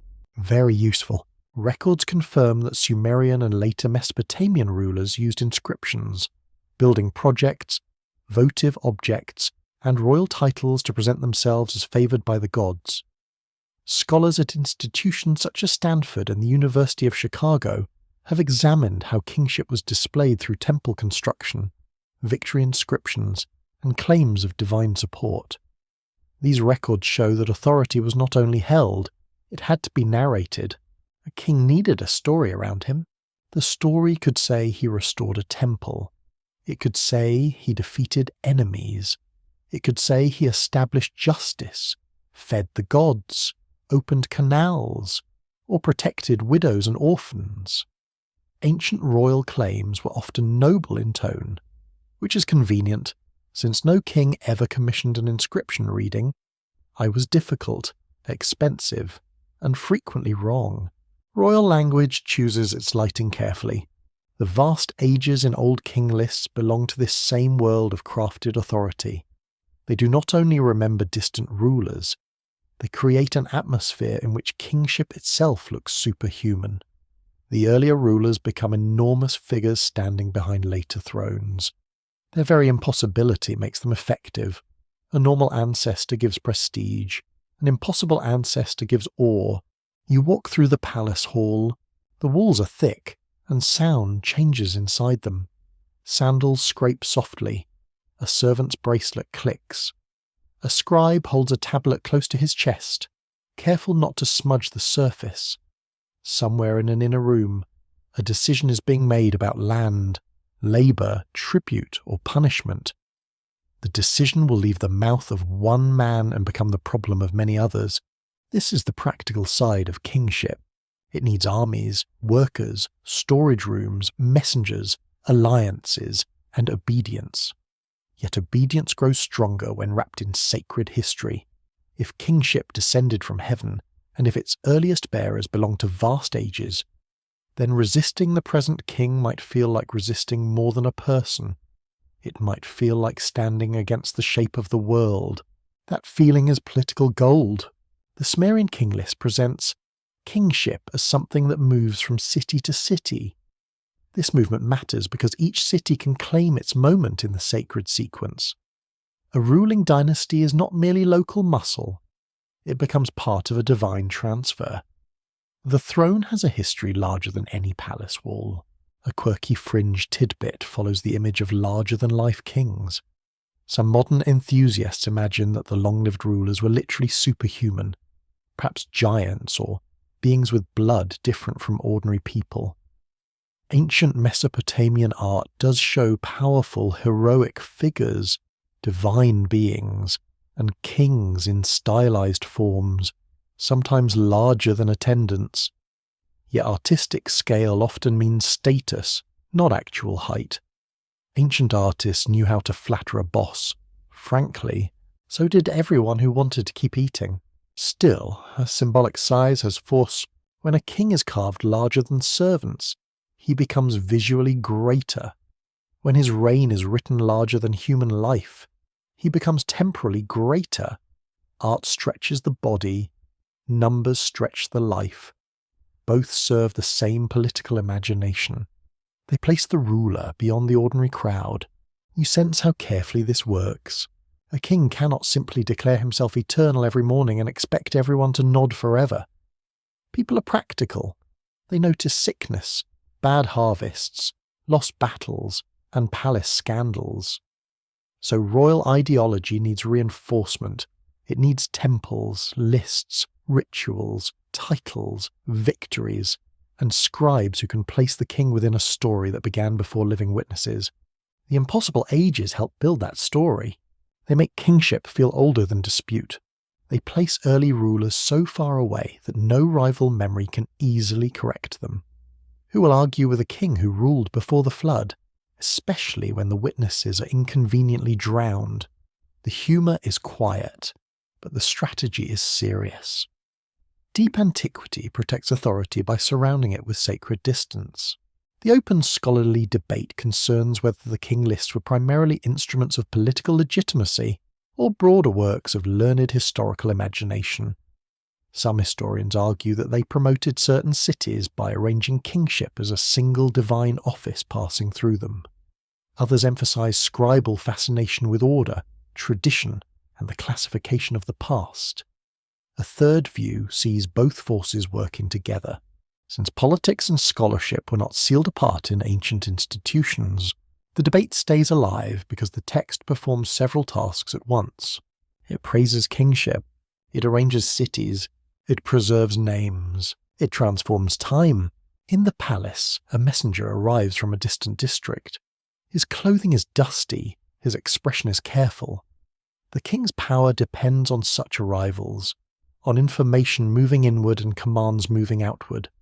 A ruler is never alone in his own authority.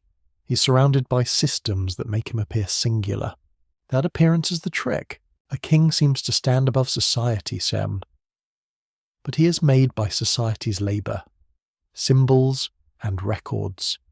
His larger-than-life image is built by many smaller lives. Scribes write him, craftsmen carve him, workers feed his institutions, priests bless him, soldiers defend him, singers praise him, enemies, when defeated, become useful footnotes in his greatness. The royal age is part of that construction. If a king is assigned a vast reign in memory, he becomes a monument made of time. No stone is needed. The number itself rises. It tells later listeners that this ruler belonged to an age beyond ordinary decline. His authority was not brief, accidental, or merely human. It stood, at least in the list, with almost cosmic patience. You begin to see why the body matters less here. The king's personal body is fragile. It sweats under ceremonial clothing, it ages, it fears betrayal. It gets tired during long rituals, though no one writes that down. But the royal body and ideology is different. It is clean, enlarged, chosen, and continuous. When one king dies, kingship continues. The office outlives the man, then borrows his name for memory. An immense reign can express that continuity. It may not say, "This one man breathed for 20,000 years." It may say, "This royal presence endured through an entire sacred era." It may compress office, dynasty, city power, and divine favour into a single name. The man becomes a vessel for something wider. The evening light fades along the courtyard wall. Guards change position. Servants collect trays. Somewhere, a musician tests a string with a sound as thin as a thread. The palace begins to soften into shadow, but its authority does not sleep. It remains in sealed tablets, stored goods, posted guards, and stories repeated until they feel older than stone. You understand the larger-than-life ruler now with more caution. He is not only a fantasy of ancient exaggeration, he is a political instrument, a sacred figure, a memory container, and a carefully enlarged image. His impossible age is not a mistake sitting helplessly on clay. It is a statement about power and distance. The Sumerians counted such rulers differently because rulers were not counted like other humans. Their lives were wrapped in office, and the office was wrapped in divine order. Ordinary age measured the journey of a body. Royal age could measure the endurance of a claim. That claim still waits in the tablet's silence. It does not ask you to believe every number as biography. It asks you to notice how power teaches time to kneel. And in the dim palace air, beneath the smell of oil, wool, dust, and bronze, the ancient king grows larger without moving at all. The clay tablet rests beneath lamplight like a small piece of night made solid. You sit near the scribe while the room darkens around him. A reed mat covers part of the floor. A jar of water stands nearby, catching a trembling reflection from the flame. The walls smell of smoke, dust, and old heat. Outside, the city lowers its voice. Inside, the stylus rises and falls with patient certainty. Names enter the clay, cities enter the clay. Heaven enters the clay too, though heaven has no hands. This is the strange achievement of writing in Sumer. It takes things that vanish, such as speech, memory, command, fear, and praise, then presses them into earth. The result is fragile and stubborn at once. A tablet can break under careless pressure, yet a broken tablet can outlive kingdoms. It is an oddly humble miracle, which is usually the most durable kind. The scribe is not simply saving words, he is building order. A written list does more than remember separate rulers. It places them into sequence. It decides who came first, who followed, which city held kingship, and where authority moved. A list can seem plain, almost boring, until you notice how much power lies in arrangement. To arrange the past is to shape how people understand the present. Records confirm that cuneiform tablets preserved administrative accounts, legal agreements, hymns, myths, school exercises, and royal traditions across Mesopotamia. Research from major universities and museum collections has shown that clay archives allowed institutions to maintain memory across generations. This means writing did not merely decorate civilization, it helped civilization remember itself with unusual force. That force changes human age. Without writing, an old story lives in the mouth. It shifts with each telling. Names fall away, numbers blur. A reign becomes long, then very long, then ancient beyond counting. With writing, the story still changes, but more slowly and visibly. Clay gives memory a spine. It allows a tradition to travel through schools, temples, palaces, and later hands. A royal age pressed into clay becomes harder to ignore. It stands there calmly, wearing its impossible scale with bureaucratic confidence. You may doubt it, but you cannot pretend it was never written. The tablet's quietness makes the claim more unsettling. There is no shouting, no thunder, just wedges in earth, saying that a king ruled for a span beyond ordinary life. The written number becomes a monument, not a stone monument under the sun, a portable monument of time. You imagine a temple archive filled with such objects. Some tablets record grain and livestock, others preserve songs for gods, others hold lists, lexical exercises, omens, and royal names. The room becomes a miniature universe: sheep, stars, offerings, workers, cities, and divine powers all exist in the same material form. Clay makes them neighbours. That shared material matters. When a ration account and a cosmic story both live on tablets, they borrow authority from one another. The practical tablet says, "This writing is useful." The sacred tablet says, "This writing reaches beyond use." Together they teach the culture that signs can hold the visible and invisible worlds. The Sumerian King List fits inside that habit. It does not simply report history, it transforms fragile memory into a structure of heaven, city, and throne. Kingship descends from above. It settles in cities. It passes onward. It crosses the flood. It survives. The list gives royal time a route, almost like a canal cut through the mud of remembrance. A quirky fringe tidbit hides in the fame of clay tablets themselves. Some modern imaginations picture ancient archives as secret libraries of forbidden truth, sealed away by priests who knew everything and told no one, which is a flattering view of record-keeping. In reality, many tablets are beautifully ordinary. They concern receipts, debts, training exercises, and administrative headaches. The mystery is not that every tablet is secret. The mystery is that ordinary paperwork helped preserve extraordinary worlds. That may be even stranger. A civilization survives partly because someone counted barley. The same scribal environment that saved work records also saved myths, lists, and royal ages. This means the impossible reigns are not floating legends without roots. They belong to the same clay culture that tracked deliveries, labour groups, and property. Their weirdness comes wrapped in administrative seriousness. You see the scribe pause. Perhaps he checks a line. Perhaps he remembers a teacher's model. Perhaps he is tired and would rather be eating. The lamp flame moves across his face, making the eyes look deeper. When he continues, the sequence tightens. One ruler after another. One city after another. The past becomes aligned. This alignment creates cosmic order. The list suggests that kingship is singular, not scattered. It may reside in one city, then another. but it remains the same sacred institution. Human politics are messy, with rival cities, competing dynasties, and ambitious rulers making sincere claims with very sharp weapons. The list smooths that mess into a grand procession. It gives conflict the appearance of destiny. Writing is very good at that. It can make selection look natural. The open scholarly debate concerns how intentionally such lists shaped political theology.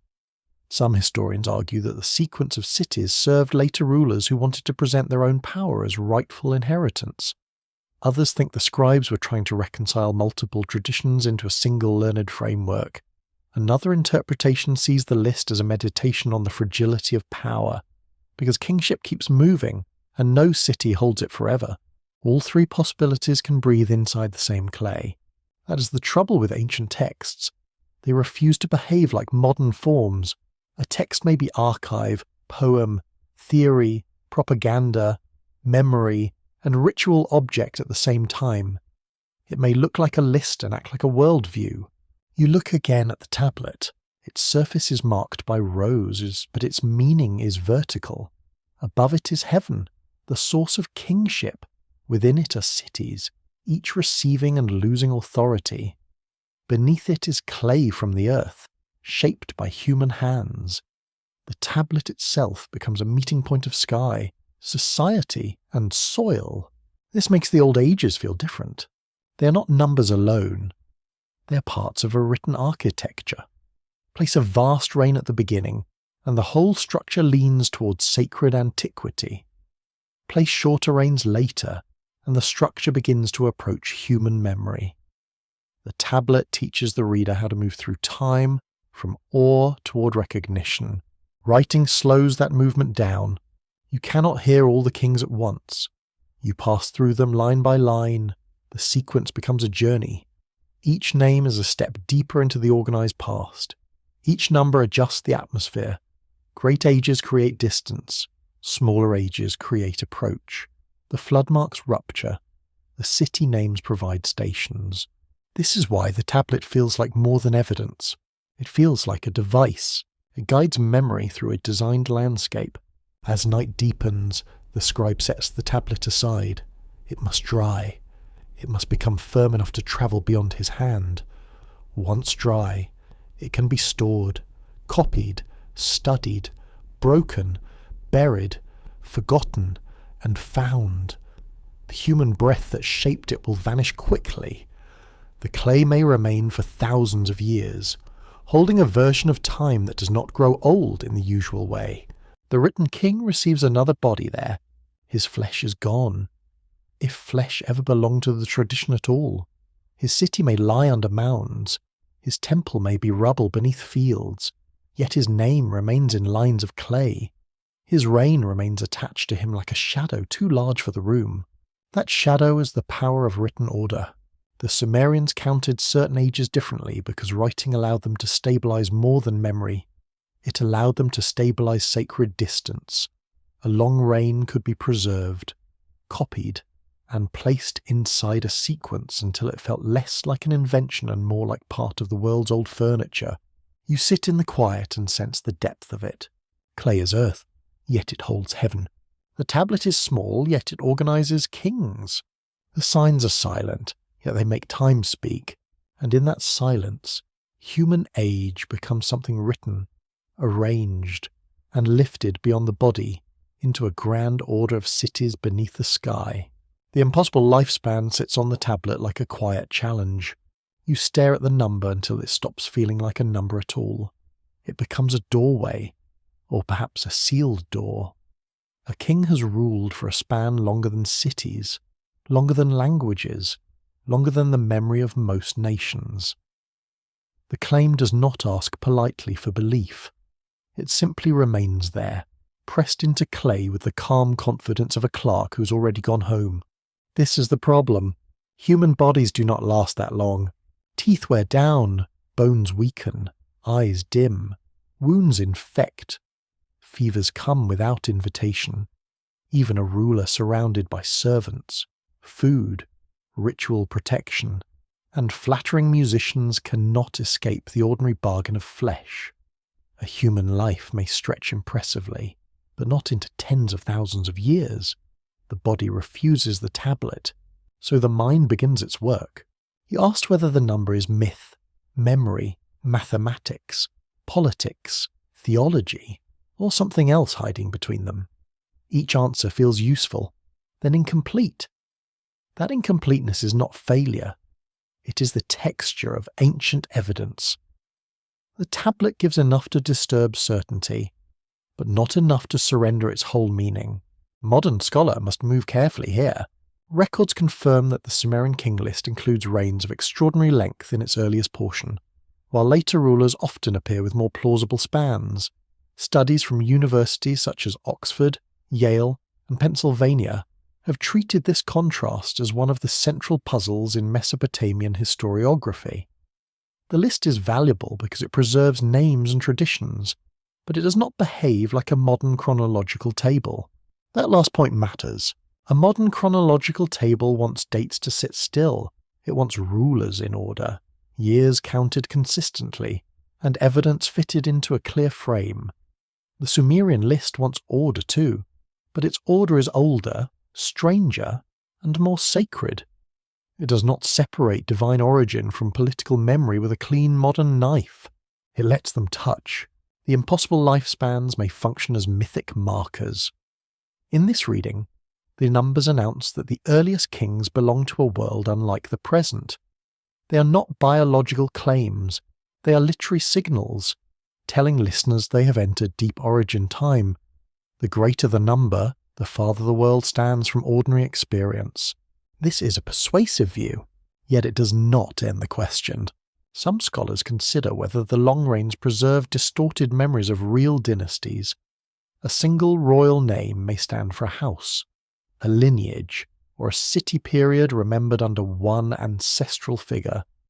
Over generations, a sequence of rulers could be compressed into one name, while the total duration remained attached to that name like an oversized cloak.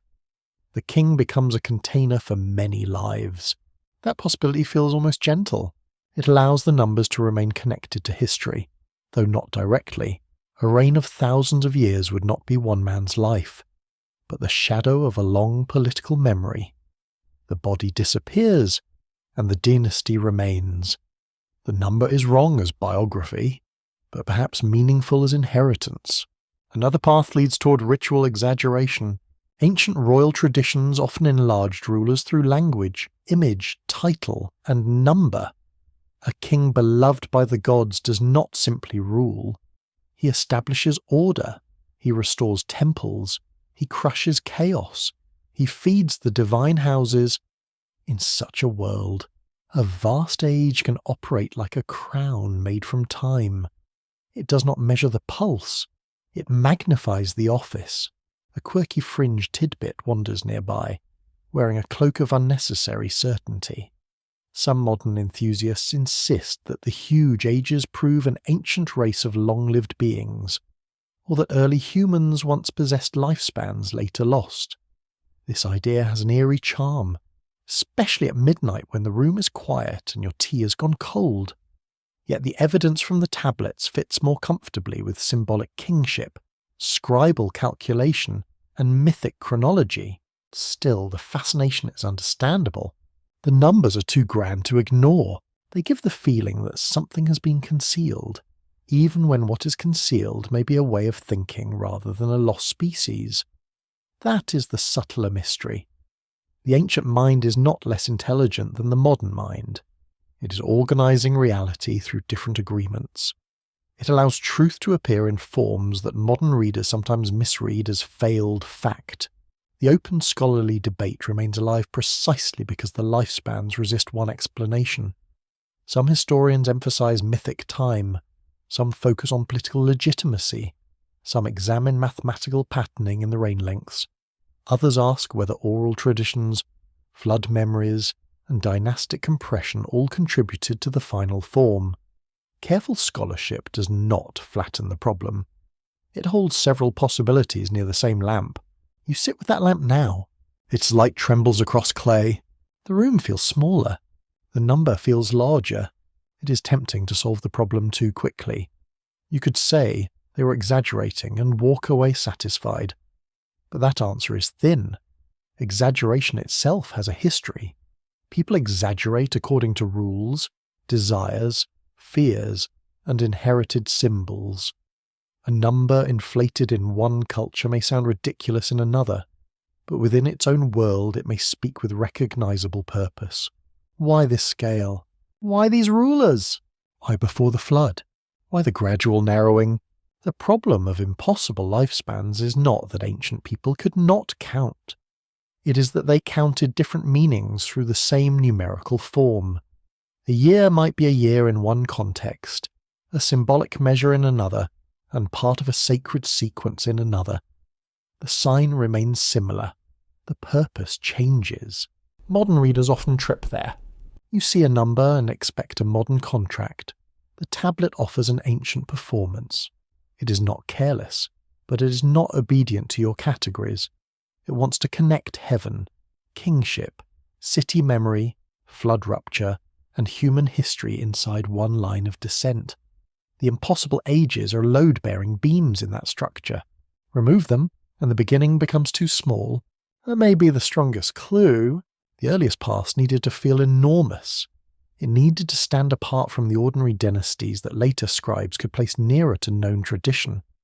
Vast lifespans create that separation. They turn the first kings into figures of distance, not neighbours. They make ancient authority feel older than criticism.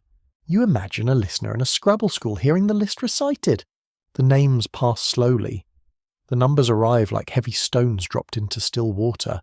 Each one widens the surface. The listener does not picture birthdays piling up one by one across 30,000 years. He receives the weight of origin. He hears that the first world was not common, it was vast, ordered, and remote. That is different from belief in the modern sense. It is participation in a memory system. The problem remains because the tablet is both evidence and artifact of imagination. It tells you something about Sumerian tradition, but also about the human need to make beginnings feel adequate. A beginning that looks too ordinary cannot carry the dignity of civilization. It must be deepened. It must be darkened. It must be given distance. So the ages expand. They become a deep curtain behind history. They allow later kings, cities, and scribes to stand before a past that feels immeasurably older than themselves. The numbers may not preserve biological truth, but they preserve a truth about scale. Human beings wanted their institutions to emerge from a depth worthy of awe. The clay does not blink. The impossible lifespan remains. It is not solved by dismissal, and it is not proven as literal fact. It rests between those easy answers. It invites you to see how ancient history can contain myth without becoming meaningless, and how myth can use numbers without becoming mathematics alone. Perhaps the old kings did not live impossibly long. Perhaps their ages lived for them. Long before history became history, people still felt the weight of what came first.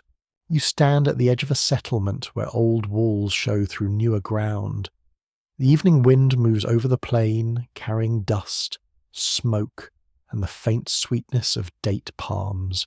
A broken brick lies near your foot, stamped perhaps with a name no living mouth now says correctly.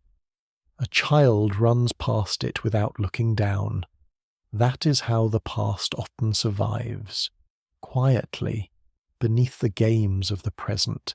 No one here owns a timeline in the modern sense. There is no printed chart along a classroom wall, no neat row of dates, no shaded periods, no polite labels telling everyone where myth ends and evidence begins. The Sumerian mind did not inherit history as a school subject. It inherited memory through city names, temple rituals, royal claims, family stories, flood tales, and lists recited in learned rooms. History had not yet become a discipline. It was still a landscape. You move through that landscape by landmarks rather than by numbered centuries. A temple built by a revered ruler, a canal opened in a famous year, a city that once held kingship, a flood that divided memory, a god whose shrine stood where older bricks lay buried, These were not footnotes to the past. They were the past, made visible and usable. Records from Mesopotamia confirm that years were often named after major events, such as royal building works, military victories, cultic actions, or public projects. Scholars at institutions such as Yale and Oxford have studied these year names as evidence that ancient chronology could be event-based, administrative, and political at the same time. Time was counted, yes, but it was also narrated. That difference is crucial. A modern year number is abstract. It moves forward whether anything memorable happens or not, which is frankly inconsiderate of it. An ancient year name ties time to an event. The year becomes memorable because something mattered to the city, the king, the temple, or the officials keeping records. Time does not simply pass, it receives a title. Imagine living inside such a world. You do not say the year as a distant number in a universal system. You say the year the king built the wall. You say the year the high priestess was chosen. You say the year the canal was dug. You say the year the enemy city fell. Time becomes a necklace of named events, each bead carrying political and sacred meaning. This shapes how early ages are imagined. If ordinary years can be named by events, then the oldest ages can be named by entire conditions of existence. The time when kingship first descended, the time when the first cities held authority, the time when the flood had not yet broken the world. These are not simply dates, they are states of being. The Sumerians placed human life inside cycles older than civilization because civilization itself felt inherited. No city appeared out of nothing in the mind of its people. There were foundations, ancestors, gods, earlier rulers, older shrines, and tales of a beginning when things were arranged for the first time. The present city stood in relation to that deep arrangement. You pause beside an old temple platform. The bricks are not all the same colour. Some are sun-faded. Some are darker where damp once reached them. Some crumble at the edges. Every repair has made the building newer without making it young. This is the sort of place where time refuses to be a straight line. It becomes accumulation. It becomes weight. A quirky fringe tidbit comes from the way modern readers sometimes treat ancient king lists as if they were failed history books. They expect the text to behave like a database, then become scandalized when it behaves like sacred memory wearing administrative clothing. It is a little like being angry at a dream for poor bookkeeping. The dream may still reveal something true, but not by balancing columns. Ancient history was not yet history in the modern professional sense. It did not always ask what happened in the way a modern archive asks. It asked how the present world received its order. It asked where kingship came from. It asked why cities mattered. It asked how catastrophe changed the arrangement of heaven and earth. These questions are historical, but they are also theological and poetic. The open scholarly debate concerns how to read early Mesopotamian traditions without flattening them into either literal record or empty myth. Some historians emphasize their value as political memory, preserving real city rivalries and dynastic claims. Others stress their literary form, showing how scribes shape the past into meaningful sequences. Another approach treats such texts as intellectual maps, revealing how ancient people organized time, power, and divine authority. That final idea is especially useful here. A map does not reproduce the land exactly. It selects, reduces, and arranges. It shows roads, rivers, borders, or sacred places depending on its purpose. The Sumerian picture of early time may work the same way. It does not give a modern survey of every ruler's body. It maps the imagined order behind human civilization. You walk through a lane where evening fires have begun. The smell of bread rises from clay ovens. A woman shakes dust from a woven mat. A dog noses at a discarded bone with admirable professional focus. Men speak near a doorway about water, taxes, and someone's failure to return a borrowed tool. Their concerns are immediate, wonderfully ordinary and completely human. Yet above these lives old time hangs. People live among institutions that claim deeper roots than any household. The temple remembers rituals older than the workers who maintain it. The palace claims legitimacy from kingship's sacred descent. The city's name carries stories stretching beyond living witnesses. Human age is brief against these structures, and so ancient chronology grows around structures more than individuals. This may explain why the oldest royal ages feel so strange. They belong to a world where the beginning must be made large enough to support the present. A small beginning would weaken the structure. If kingship were only a recent convenience, then perhaps it could be challenged as one more human arrangement. But if kingship comes from heaven, passes through primordial cities, survives flood, and stretches across immense reigns, then it becomes part of cosmic furniture, quite difficult to move, even with help. The Sumerians were not alone in this habit. Many ancient cultures placed origins in a time different from ordinary time. The first ancestors, first kings, first laws, and first temples often stand in a luminous distance. What makes the Sumerian case so compelling is the way this distance is recorded through numbers, cities, and administrative style. Or has been written down with clerkly discipline. That combination is powerful. It makes the oldest ages feel both official and dreamlike. The signs are neat, but the world they open is vast. The tablet behaves like a document while speaking of time that modern history cannot comfortably digest. You're asked to hold two sensations together: the cool surface of clay, the immeasurable depth behind it, long before recorded history in the familiar modern sense. The Sumerians were already trying to protect memory from disappearance. They did it by listing, naming, counting, copying, and ritualizing. They built an order in which human life could be placed beneath larger cycles, not because ordinary life did not matter, but because ordinary life needed shelter against forgetting. A person dies, a family remembers, a city remembers longer, a tablet remembers strangely. In that strange remembrance, ages become tools for placing human existence inside deep time. The first kings stretch because the first world must stretch. The human body is too small to hold the beginning, so the number expands beyond the body. It becomes a measure of remoteness, authority, and sacred inheritance. The night settles across the lane. Lamps glow behind reed screens. The last light fades from the upper bricks of the temple. Somewhere, a scribe closes a tablet case, and the old names sleep inside. History has not yet become history. It is still a river, a wall, a chant, a ration mark, a flood tale, a royal claim, a temple foundation, and a number too large for flesh. You feel it surrounding you, not as a finished answer, but as a slow pressure from the ancient ground. The body tells time in quieter ways than kings do.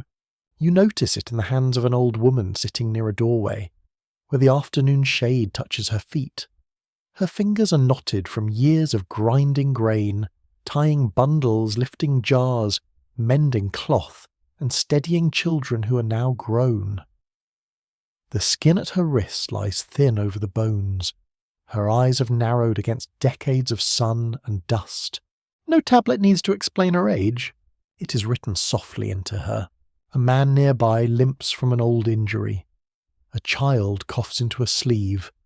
A young worker rubs his shoulder after carrying bricks. A mother measures fever with the back of her hand. These are the calendars of the body, intimate and difficult to falsify. Hunger returned, sleep is needed, pain remembers, strength rises and then, with great discourtesy, begins to depart. This kind of time is honest, not always kind, but honest. Against it stand the enormous numerical ages of sacred rulers, where a reign can stretch beyond every possible body. The contrast is almost startling. Ordinary humans age through teeth, joints, breath, scars, pregnancies, fevers, and labour. The oldest kings age through numbers, offices, cities, and divine arrangement. One form of age lives in flesh, the other lives in clay. Records confirm that human remains from ancient Mesopotamia, like remains from many early agricultural societies, show the marks of diet, labour, disease, and physical stress. Bioarchaeological research discussed by major universities has helped scholars reconstruct patterns of health, nutrition, and activity in ancient populations. These studies remind you that behind grand texts stood real bodies with limited endurance. That reminder is necessary. A king list can make time majestic. A skeleton makes time personal. The two kinds of evidence do not cancel each other. They correct each other's arrogance. Clay says that early kings ruled across impossible spans. Bone says that human life remained bound to biology, work, illness, and accident. The body refuses mythic exaggeration. It also gives myth something to rise above. You walk through a narrow street where the smells change with each doorway. Lentils simmer in a pot. Wool dries over a rail. Smoke from a small oven presses against the wall. A child has spilled something sticky near a threshold. And the local flies have organised a conference. The city is alive with bodily detail, none of it very royal. This is the world where human age is felt most clearly. A young person is valued for strength, fertility, speed, and promise.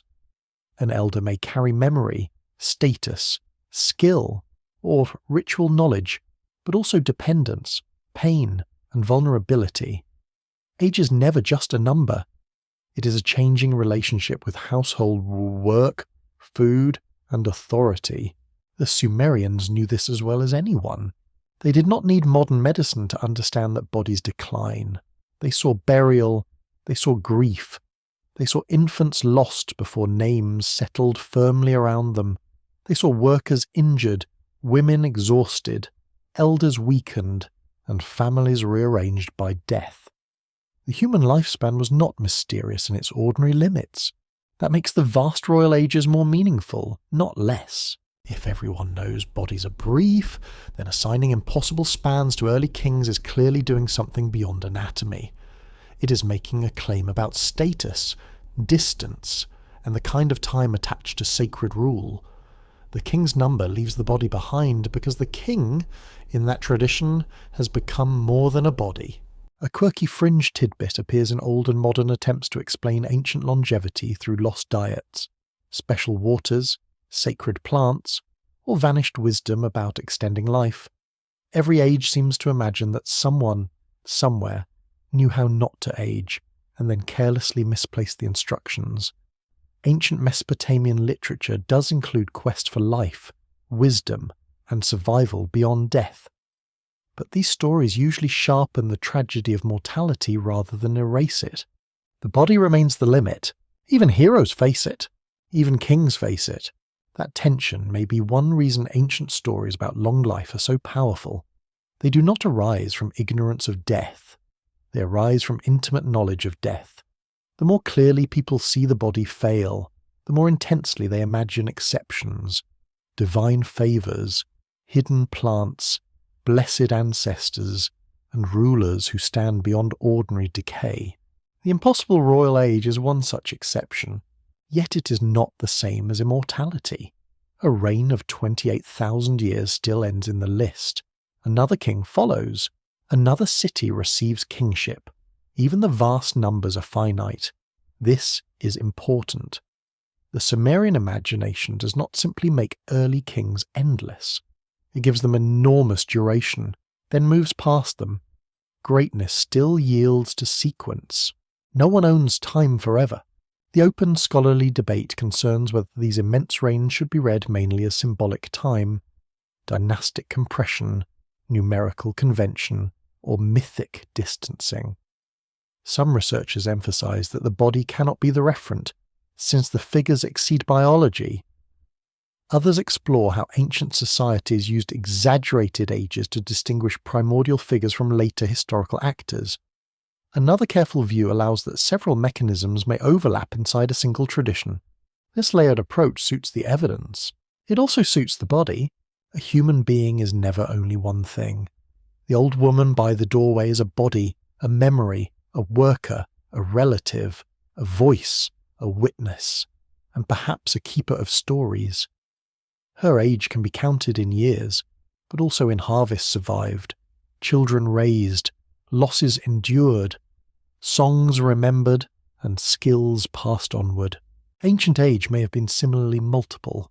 A king's body had one age, his reign had another, his dynasty might acquire a longer memory, his city might hold an even deeper one, his place in sacred tradition might become larger still. The mistake is to assume that every number must point to the body first. The tablet may be pointing elsewhere. You see this in the contrast between household time and royal time. In a household, age is immediate. Who can work? Who must rest? Who inherits? Who marries? Who remembers the boundary of a field? Who knows the old ritual words? These matters are practical and emotional. They belong to voices and faces. Royal time is staged differently. It is public, formal, and arranged. It is performed through inscriptions, ceremonies, lists, and monuments. A ruler's age can become part of the state's imagination. It can be enlarged without asking his knees for approval. The body may die, but the royal name continues to be copied, invoked, and placed within older structures. This is how numbers escape flesh, not because flesh is denied. Because flesh is surpassed by institution, the sun lowers, and the old woman rises slowly from her doorway. She uses one hand against the wall. No one cheers. No scribe records the effort. Yet this small movement contains the truth of human aging more completely than any impossible reign. Time has weight, and the body carries it. Still, across the city, another tablet preserves a king whose reign exceeds all bodily sense. That number carries a different truth. It tells of how societies magnify authority, stretch memory, and place origins beyond the ordinary body. One truth is intimate, one is ceremonial. Both belong to the same ancient world. You do not need to choose too quickly. The body and the number stand facing one another in the soft evening air. The body says life is brief, vulnerable and marked by labour. The number says memory can expand, office can endure, and sacred history can make a human name larger than flesh. Between them lies the Sumerian difference. They counted human age one way when they looked at bodies, and another way when they looked at kingship wrapped in cosmic order. The first kind of age ends in bone and mourning. The second kind continues in clay, copied by hands that never knew the man. The street becomes quiet. A lamp is lit near the doorway. The old woman's shadow lengthens across the wall, thin and wavering. Somewhere, a royal number sleeps inside a tablet, vast and formal, untouched by aching joints. And for a moment, you understand the distance between a life that is lived and a life that is written into sacred time. The schoolroom smells of clay, reed, sweat, and the faint panic of young minds. You sit near the wall while students bend over practice tablets, each one holding a small world of mistakes. Their heads are lowered, their fingers are muddy, their reeds styly move with uncertain pressure, pressing signs that lean, crowd, collapse, and sometimes look as if a nervous insect has crossed the clay with official permission. A teacher watches them. He is not amused.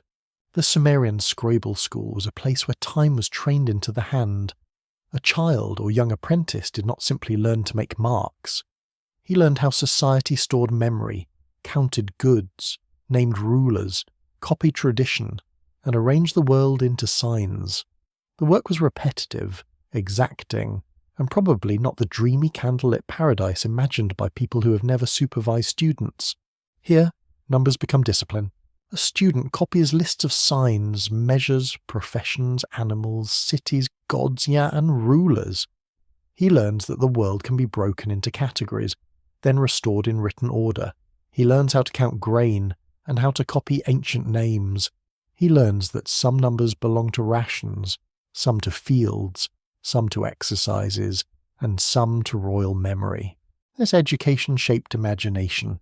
Records confirm that Mesopotamian scribal education used school tablets containing repeated signs, lexical lists, mathematical exercises, model contracts, and literary passages. Research connected with universities such as Pennsylvania, Yale, and Oxford has shown that scribal training preserved both practical administration and elite cultural memory. The school did not merely teach writing, it reproduced a way of seeing the world. That way of seeing could bend time. A student learned old forms from older tablets, and those tablets copied still older traditions. He didn't receive the past as a loose bundle of tales, he received it as a curriculum. The order of signs, numbers, and lists entered his memory through repetition, until ancient kings and impossible reigns felt like part of learned reality. You watch one apprentice press a number too close to the edge. The teacher corrects him with a sharp gesture. The student smooths the clay and tries again. His face is serious in the tragic way of someone discovering that civilization requires neat columns. Nearby, another student whispers, perhaps asking for help, perhaps regretting every decision that brought him into literacy. The small scene matters. The great mystery of royal ages survives through such rooms, not only through temples and palaces, not only through ceremonies and political claims. It survives because someone young, tired, and possibly hungry copied the old numbers again. Transmission is not glamorous. It is a sore wrist and a corrected mistake. Yet the result is enormous. Every copied tablet strengthens a tradition. Every exercise trains the next hand. Every remembered list gives ancient time another chance to endure. The impossible reigns become less like isolated claims and more like learned forms, passed through generations of scribes who understood their weight even if they did not explain them for your convenience. A quirky fringe tidbit hides in school tablets covered with clumsy signs. Some modern readers imagine ancient scribes as solemn keepers of perfect hidden wisdom, always dignified, always mysterious, never making errors. Then a practice tablet appears, full of uneven marks, and the whole fantasy trips over its own robe. Ancient learning was human. It had smudges. It had bad handwriting. It had frustration baked into clay. That makes the mystery warmer. The students were not copying dead information. They were entering a living tradition. The lists they learned gave them access to jobs, temples, courts, archives, and the prestige of literacy. Writing was power, but it was also belonging. To master the signs was to become part of the group that held the keys to memory. Those keys opened strange doors. One door led to accounting, another led to legal agreements, another led to hymns, another led to myths, another led to king lists where human time swelled into sacred scale. The schoolroom connected them all, quietly teaching that the same hand could record a beer ration and a ruler from the edge of remembered creation. The open scholarly debate concerns how standardized scribal education was across time and place. Some researchers emphasize shared curricula and repeated lexical lists that created a broad-learned culture.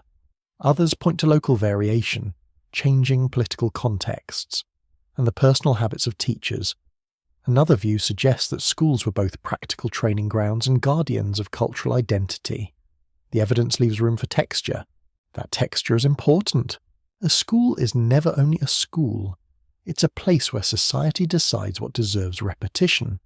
Repetition is a form of selection. The student copies this list, not another. This name, not another. This number, not another. What survives is often what institutions ask young hands to write again and again. So the long royal ages are not just old, they are taught oldness. They enter the mind through disciplined repetition, gaining authority not because every student understands their origin, but because the tradition presents them as worthy of copying. A strange number repeated often enough becomes familiar. A familiar number placed in sacred sequence becomes meaningful. You hear the room breathing. A stylus taps against the side of a tablet. Clay is moistened. A boy sighs with such theatrical sorrow that even the gods might consider a leniency. The teacher does not. The lesson continues. Signs for cities appear in rows. Numbers follow. The past becomes homework. This is one of history's quieter revelations. Civilization is not only made by kings, wars, temples, and floods. It is also made by children being corrected. A culture preserves its deepest patterns by making them ordinary to the next generation. What feels mysterious to you may have felt like a difficult lesson to them, learned under watchful eyes in a room smelling of clay. The numbers could bend time because students learned the rules of bending. They learned which forms belonged to distant kings. They learned how to place reigns in sequence. They learned the prestige of large units, the authority of inherited lists, and the difference between practical counts and sacred history. No one needed to announce that time was flexible. The curriculum demonstrated it. A royal age became a scribal artifact. It was shaped by memory, but also by training. It survived because the school taught how to reproduce it. That is a different kind of immortality. Not the immortality of the body, but the immortality of correct copying. A king lived again each time a student pressed his name into clay. Even if the student cared more about lunch, the light changes near the doorway. Dust floats in a pale beam. The students continue, one sign after another. Their tablets will not all survive. Some will be discarded, broken, reused, or trampled into flaws. Others may harden, be buried, and wait for hands from another age. The survival of any single tablet is uncertain, but the practice itself is durable. This is how fragments from forgotten schools explain the old ages. They show that Sumerian time was not merely imagined by poets or imposed by kings. It was taught as a structure. It was copied into memory through drills, lists, numbers, and models. Young scribes learned to inhabit a world where the past could be organized into sacred depth, and where a human name could carry a reign beyond the limits of flesh. The schoolroom darkens. The teacher gathers finished tablets. The students stretch their hands, relieved in the small exhausted way of children released from order. Outside, the city waits with dust, noise, food, chores, and ordinary time. Inside, on soft clay, extraordinary time has been practiced again. The oldest ages remain strange, but now they are not floating in isolation. They are seated in a classroom under a teacher's eye shaped by a reed stylus and pressed into the minds of those who would carry the ancient system forward. The echo moves outward from Sumer like sound across water. You stand beside a road at dusk, where traders, messengers, shepherds, soldiers, and tired animals pass between cities. Dust clings to ankles, leather straps creak, donkeys carry jars, wool, copper, grain, and stories that have already changed 3 times since morning. Nothing travels alone in the ancient world. Goods move with words, words move with memories, memories move with gods. This is how old patterns survive. They do not stay politely inside one city or one language.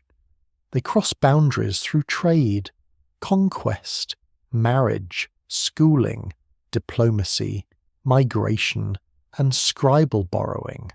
A royal list copied in one place can influence a tradition in another. A flood story told in one tongue can be reshaped in another.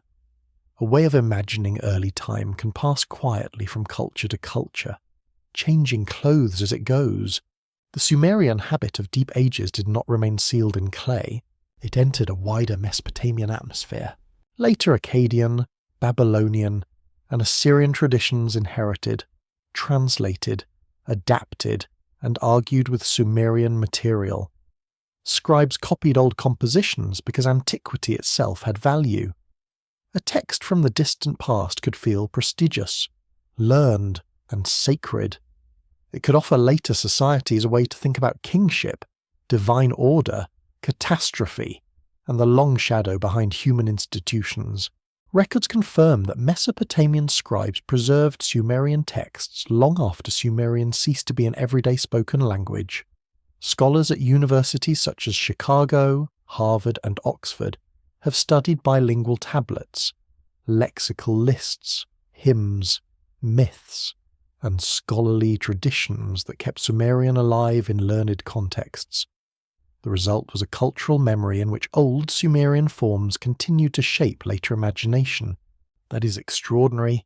A language can stop being spoken in streets and still continue speaking in schools. The long royal ages, the flood boundary, and the sacred descent of kingship became part of this learned inheritance. They helped later scribes frame the past as a sequence of worlds, each with its own distance from the present. Time was not merely a line. It was a set of remembered chambers, some nearer, some unreachable, some lit by divine authority. You hear that echo in later flood traditions. A chosen survivor preserves life through catastrophe. The gods deliberate. Human noise, obedience, sacrifice, and survival enter the story. The waters cover the known world of the tale, then recede, leaving a changed human condition. These later narratives do not simply copy one older version. They adapt motifs for new languages, audiences, and theological needs. The flood becomes portable. So does the question of age. If humanity once stood closer to divine decisions, then early ancestors and kings could belong to a longer, stranger scale of life. Later traditions across the ancient Near East sometimes preserve unusually long lifespans in genealogies, especially near beginnings. The details differ and differences matter, yet the pattern is recognizable. The oldest figures stand at a greater distance. Their ages mark remoteness, authority, and a world not yet reduced to ordinary human measure. A quirky fringe tidbit follows these echoes with impressive determination. Some modern readers line up ancient long-lived kings and ancestors from different cultures, then claim they preserve one hidden global record of a forgotten race. It is a neat idea, possibly too neat, like a reed basket woven by someone who forgot rivers are messy. Similar patterns can arise through shared inheritance, cultural contact, literary convention, and common human attempts to magnify origins. The resemblance is still worth noticing. It shows that ancient peoples often felt beginnings needed different numbers.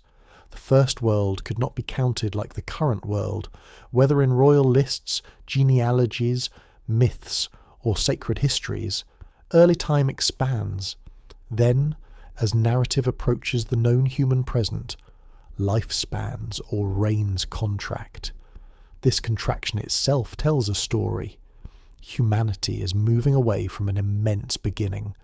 The open scholarly debate concerns how directly Sumerian and Mesopotamian traditions influenced later neighbouring texts. Some researchers emphasise clear channels of transmission through scribal culture, empire, exile, and literary borrowing. Others warn that similar motifs do not always prove direct dependence, since flood stories and ancestral magnification can develop in many riverine or agrarian societies.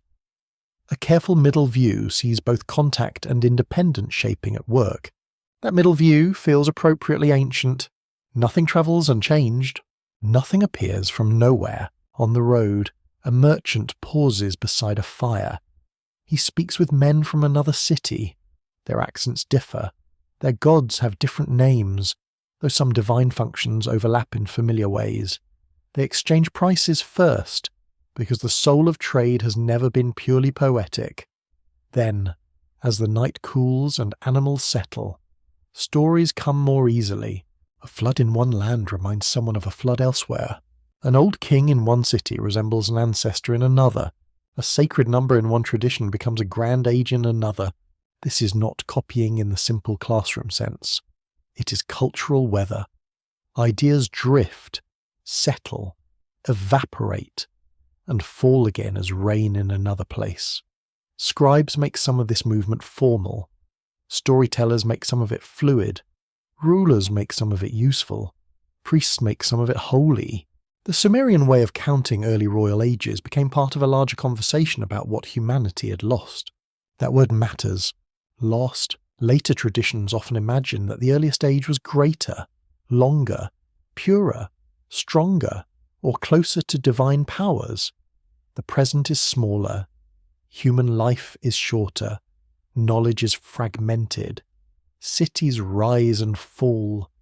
The gods feel more distant. Whether or not this reflects literal memory, it reflects a feeling many societies know well. The beginning seems larger because it must explain everything that follows. Long lifespans and vast reigns help create that feeling. They give origin time enough space to breathe.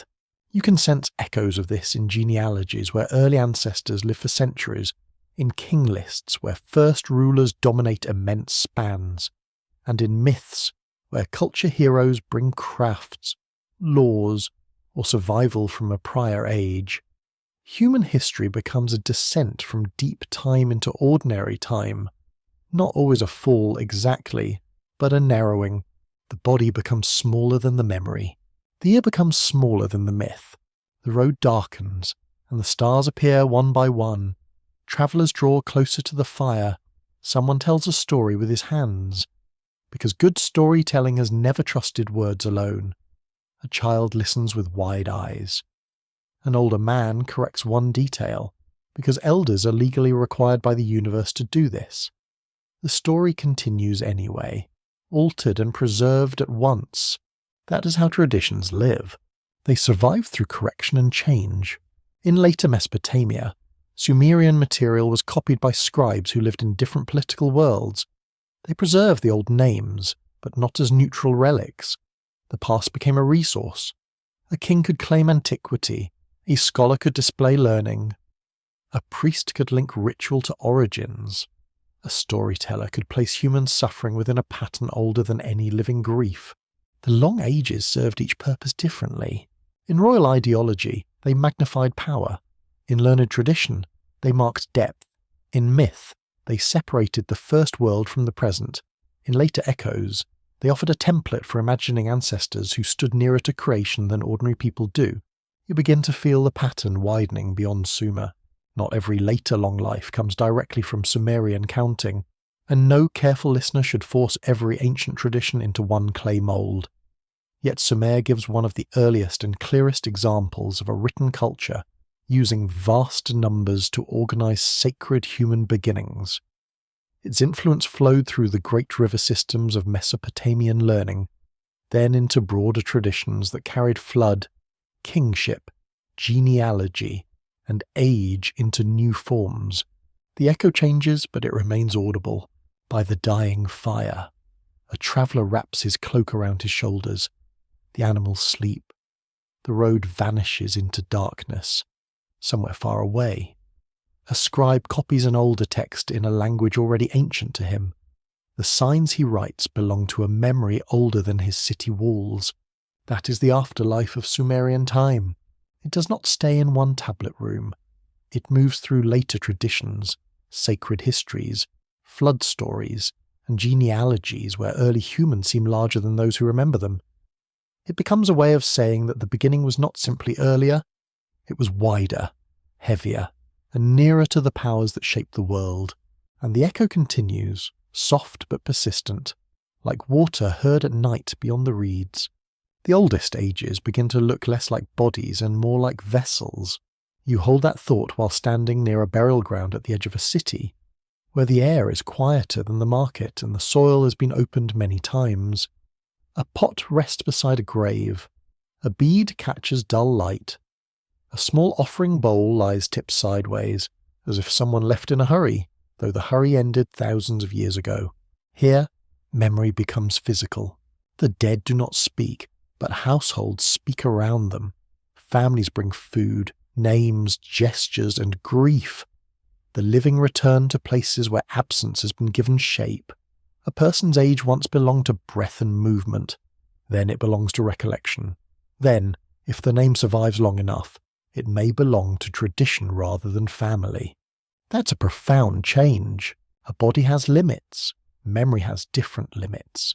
Collective memory can stretch, fold, simplify, and enlarge. It can turn many people into one ancestor. It can attach a city's endurance to a ruler's name. It can carry an old disaster forward until the details blur and the meaning grows sharper. The Sumerian royal ages may be doing exactly that. They may not measure the skin and bones of individual kings. They may measure memory containers. A single name might hold a lineage.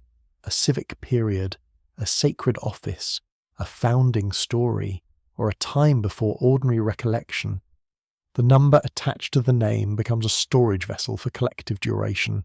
Records confirm that early Mesopotamian culture preserved memory through royal inscriptions, offering practices, funerary customs, temple rebuilding, and scribal copying. Scholars at institutions such as Cambridge, Yale, and the University of Chicago have explored how ancient societies maintained identity by linking present communities to ancestors, gods, cities, and earlier rulers.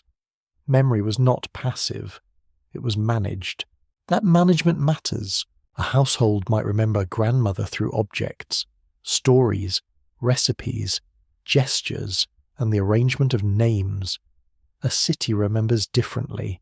It remembers through walls, rituals, archives, monuments, lists, and claims about ancient favour. A city cannot keep every individual life. It compresses. It selects. It turns the many into symbols that can survive public repetition. A royal name is ideal for this. It is short enough to copy, prestigious enough to preserve, flexible enough to absorb meaning. This is how age becomes collective. A ruler's vast reign may represent more than his personal rule. It may hold the memory of a city's long importance, or a dynasty's accumulated years, or a phase of sacred authority that later scribes could no longer divide clearly into individual lives. Time gathers behind the name until the name swells. You can picture it as a jar. At first, the jar contains one life. Then stories pour in. A building project, a victory, a shrine, a famine survived, a flood remembered, a line of descendants, a city's pride. Eventually, the jar holds far more than the original body. The label remains the king's name, but the contents have become collective memory. This is not dishonest in the simple sense. It is how societies endure the loss of detail. A quirky fringe tidbit appears in the way some modern people search ancient lists for secret calendars, hidden dynasties, or mathematical locks that will reveal the exact lost chronology. The impulse is charming and exhausting. It assumes the past is a puzzle box that must open if you tap the correct corner. Sometimes the past is not locked, sometimes it is weathered. The weathering is the message. Collective memory is not a damaged version of modern history. It is a different human process. It protects what a community considers meaningful, often at the cost of precision. Names remain when biographies vanish. Numbers remain when contexts shift. A king becomes less a person than a place where memory rests. The open scholarly debate around collective memory and Mesopotamian king lists is careful and lively. Some researchers see the early kings as legendary figures carrying mythic authority. Others suggest that certain names may preserve faint memories of real rulers or dynasties transformed by tradition.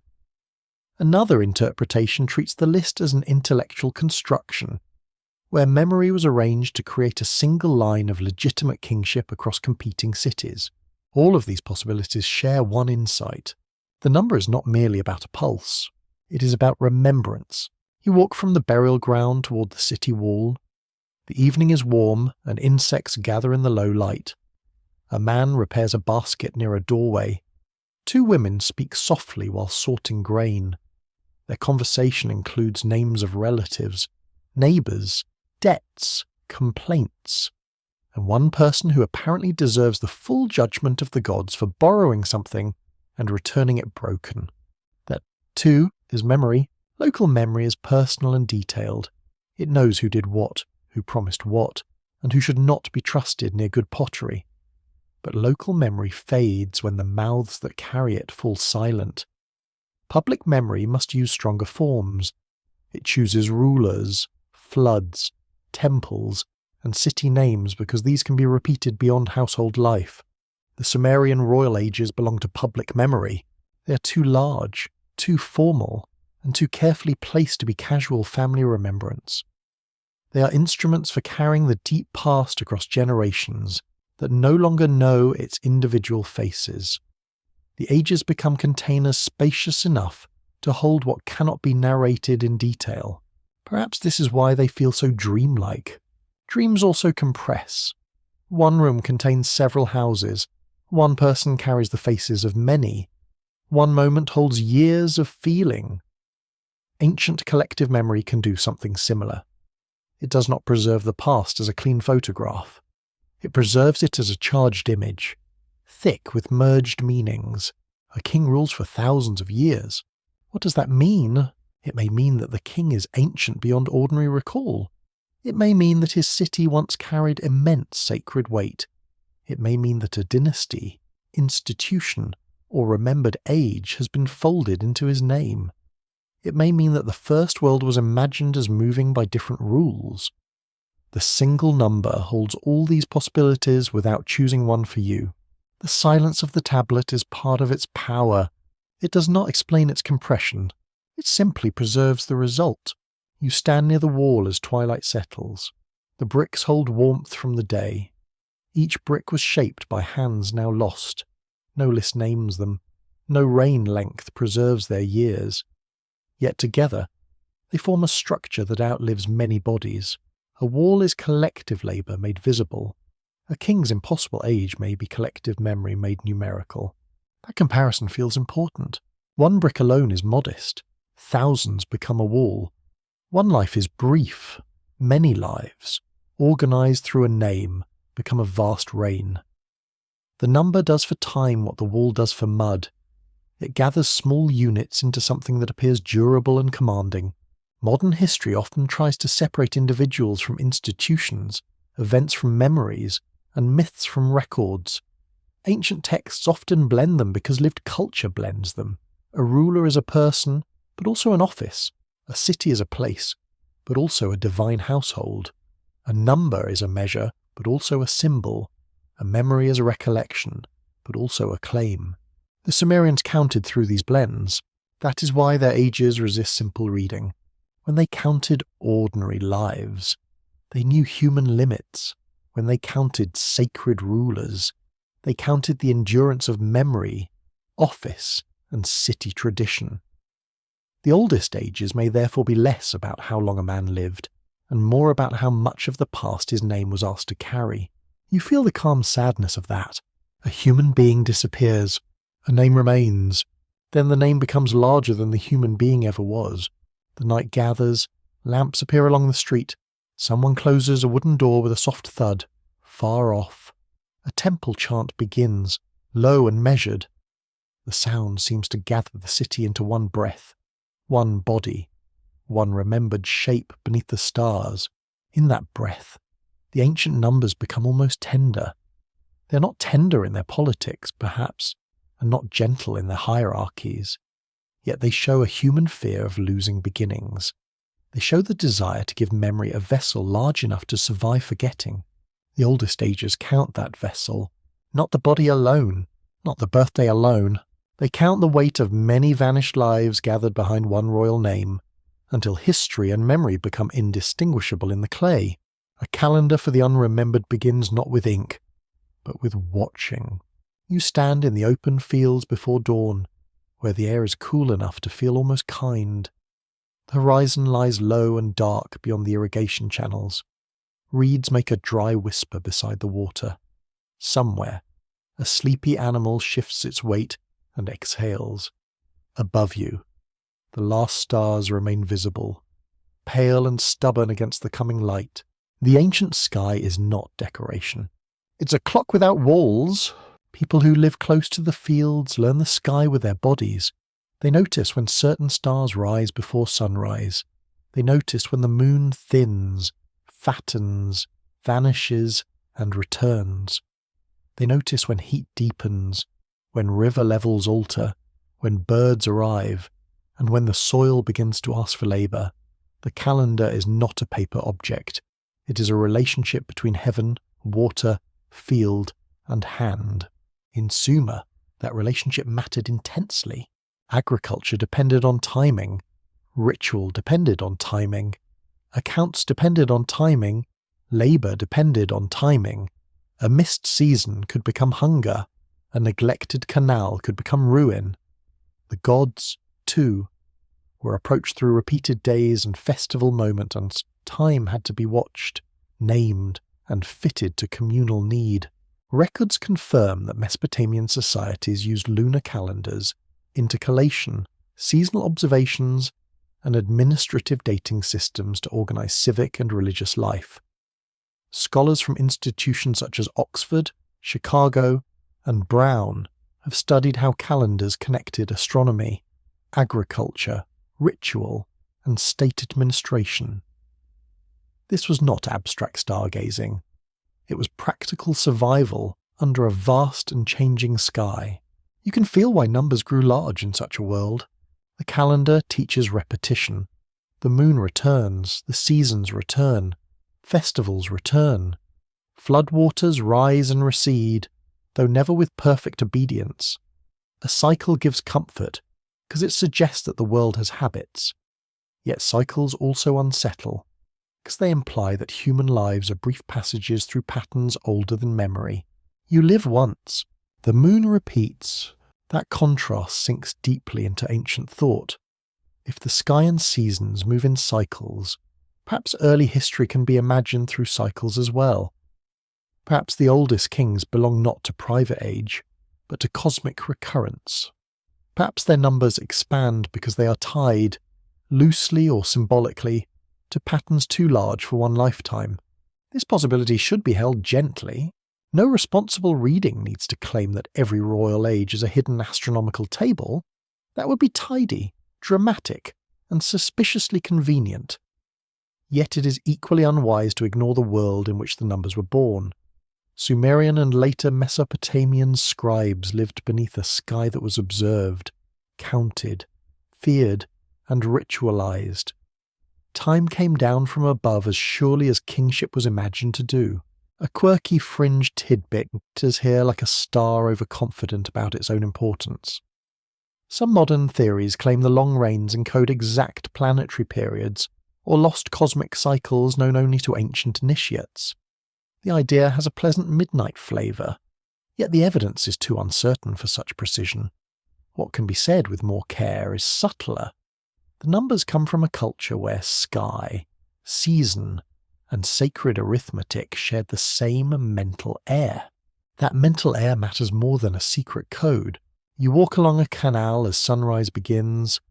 The water turns from black to bronze. Frogs fall silent. A farmer touches the bank with his foot, testing the firmness of mud. A group of workers gathers with tools, still wrapped in the sour mood of people awake too early for civilization's benefit. The calendar has summoned them without speaking. This is time becoming labour. The lunar month is not only a moon phase, it is a schedule.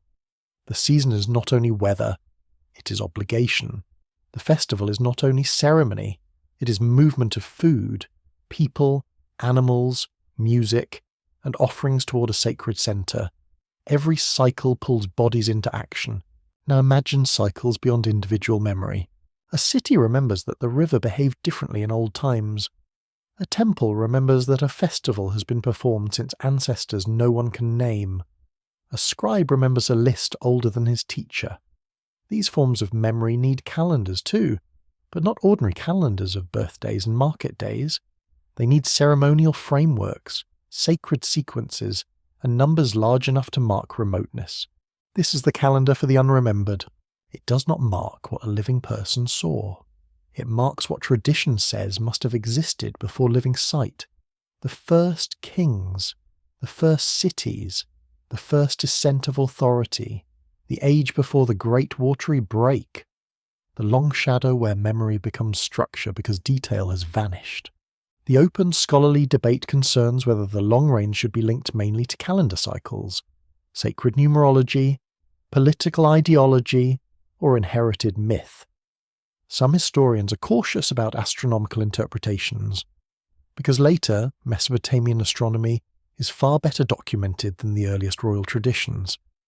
Others note that numerical culture, calendrical thought, and ritual repetition clearly shaped how time was imagined. A balanced reading lets calendrical habits contribute without forcing them to explain everything. That balance feels right under the sky. The stars do not need to hide a password. They simply need to return.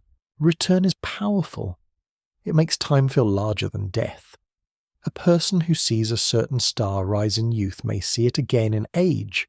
His grandfather saw it. His child may see it. The star becomes a witness that outlives the household. Such experiences teach people that some measures of time are not personal. They are inherited. The Sumerian royal ages may stand inside that inherited scale. They belong to a world where the oldest events are organized not by memory of faces, but by recurrence, ritual, and cosmic order. The number attached to a king may represent duration, yes, but also placement within a sacred pattern. It says, this ruler belongs to the time before your time, before your grandfather's time, before normal counting can reach. A calendar of ordinary life counts what returns soon. A calendar of sacred origin counts what cannot return at all. That is the paradox. The age before the flood does not come back like the moon. It is gone. Yet it can be given shape through repeated recitation, festival memory, copied lists, and ritual time. The lost age is remembered by being placed inside patterns that do return. Every recitation becomes a small renewal of what cannot be recovered. You hear voices near the temple at dusk. A festival preparation begins. Grain is moved. Musicians tune. Cloth is unfolded. Oil is poured. Someone worries about the amount of beer, and this concern is probably spiritually justified. The ceremony may commemorate divine order, seasonal change, or an ancient relation between God and city. Whatever its exact form, it teaches people that time can be entered through repetition. Repetition is not boredom here. It is preservation by repeating acts. People keep old meanings alive. By repeating names, they keep old rulers near.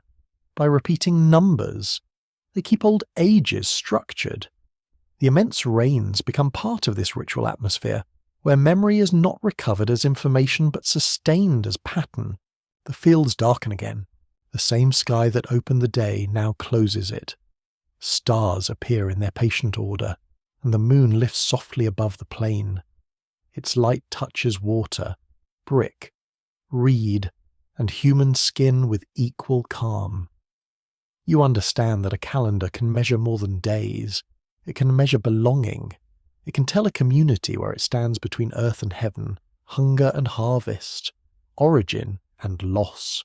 Sumerian ages feel immense because they were counted in a world trained by cycles. Those cycles did not erase the body. They surrounded it. A human life unfolded inside moons, seasons, rituals, city memories, and divine stories. When scribes looked toward the unremembered beginning, they reached for numbers shaped by that wider rhythm. They counted not only how long a person breathed, but how far a sacred age stood from ordinary human sight. The stars keep their silence. The water moves in the canal.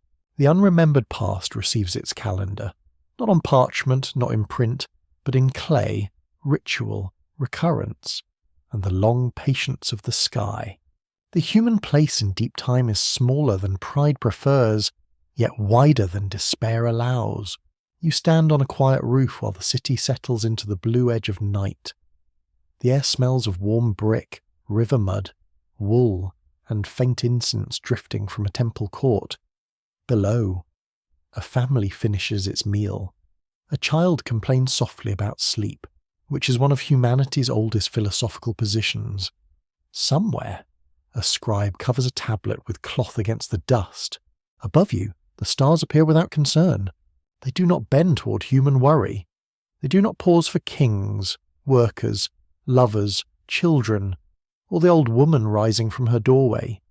Yet ancient people watched them and made them part of the human story. That may be one of the deepest truths here. Humanity is small beneath the sky, but it keeps drawing lines of meaning upward. The Sumerians placed people inside a universe already structured by gods, cities, offices, and obligations.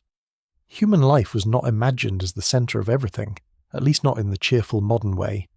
People served, built, fed, feared, repaired, mourned, celebrated, and counted. They lived inside systems that claimed older roots than any individual memory. This can feel humbling. It can also feel strangely steady. A person may die, but the canal remains to be cleared. A ruler may fall, but kingship moves onward. A temple may crack, but another foundation is laid. A city may lose power, but its name can remain in a sacred sequence. Human life does not command deep time. It participates in it. Records from ancient Mesopotamia confirm that people understood themselves through layered relationships with household, city, temple, ruler, and divine order. Research from major universities has shown how texts about labour, ritual, law, and kingship place human beings within obligations larger than private life. The evidence suggests a society where meaning was woven through service, memory, and hierarchy. That word hierarchy is not always comfortable. It should not be softened too much. The ancient world was not a peaceful circle of equal voices under the stars. It had rulers, servants, enslaved people, officials, priests, debtors, workers, and families under pressure. Some people benefited from sacred order. Others carried it on their backs. To speak of cosmic structure is not to pretend everyone found it cozy. Still, the structure gave shape. For many ancient people, the question may not have been, how do I become fully independent? It may have been, where do I stand in the order of things? What does my work support? Which god protects my city? Which ruler claims my labour? Which festival marks my year? Which ancestors remember me? And who will speak my name when I'm gone? These are human questions. They are not small. The strange ages of Sumerian kings become part of this larger search for placement. They stretch the beginning so that the present can stand within a deep frame. If the first kings ruled for vast spans, then human history is not a brief accident floating on the surface of time. It descends from an immense origin, shaped by divine decision and civic memory. That origin may not be literally biological. It may be purposeful. Perhaps the Sumerians counted humanity through purpose more than through anatomy. A worker's years mattered, but so did the work his years performed.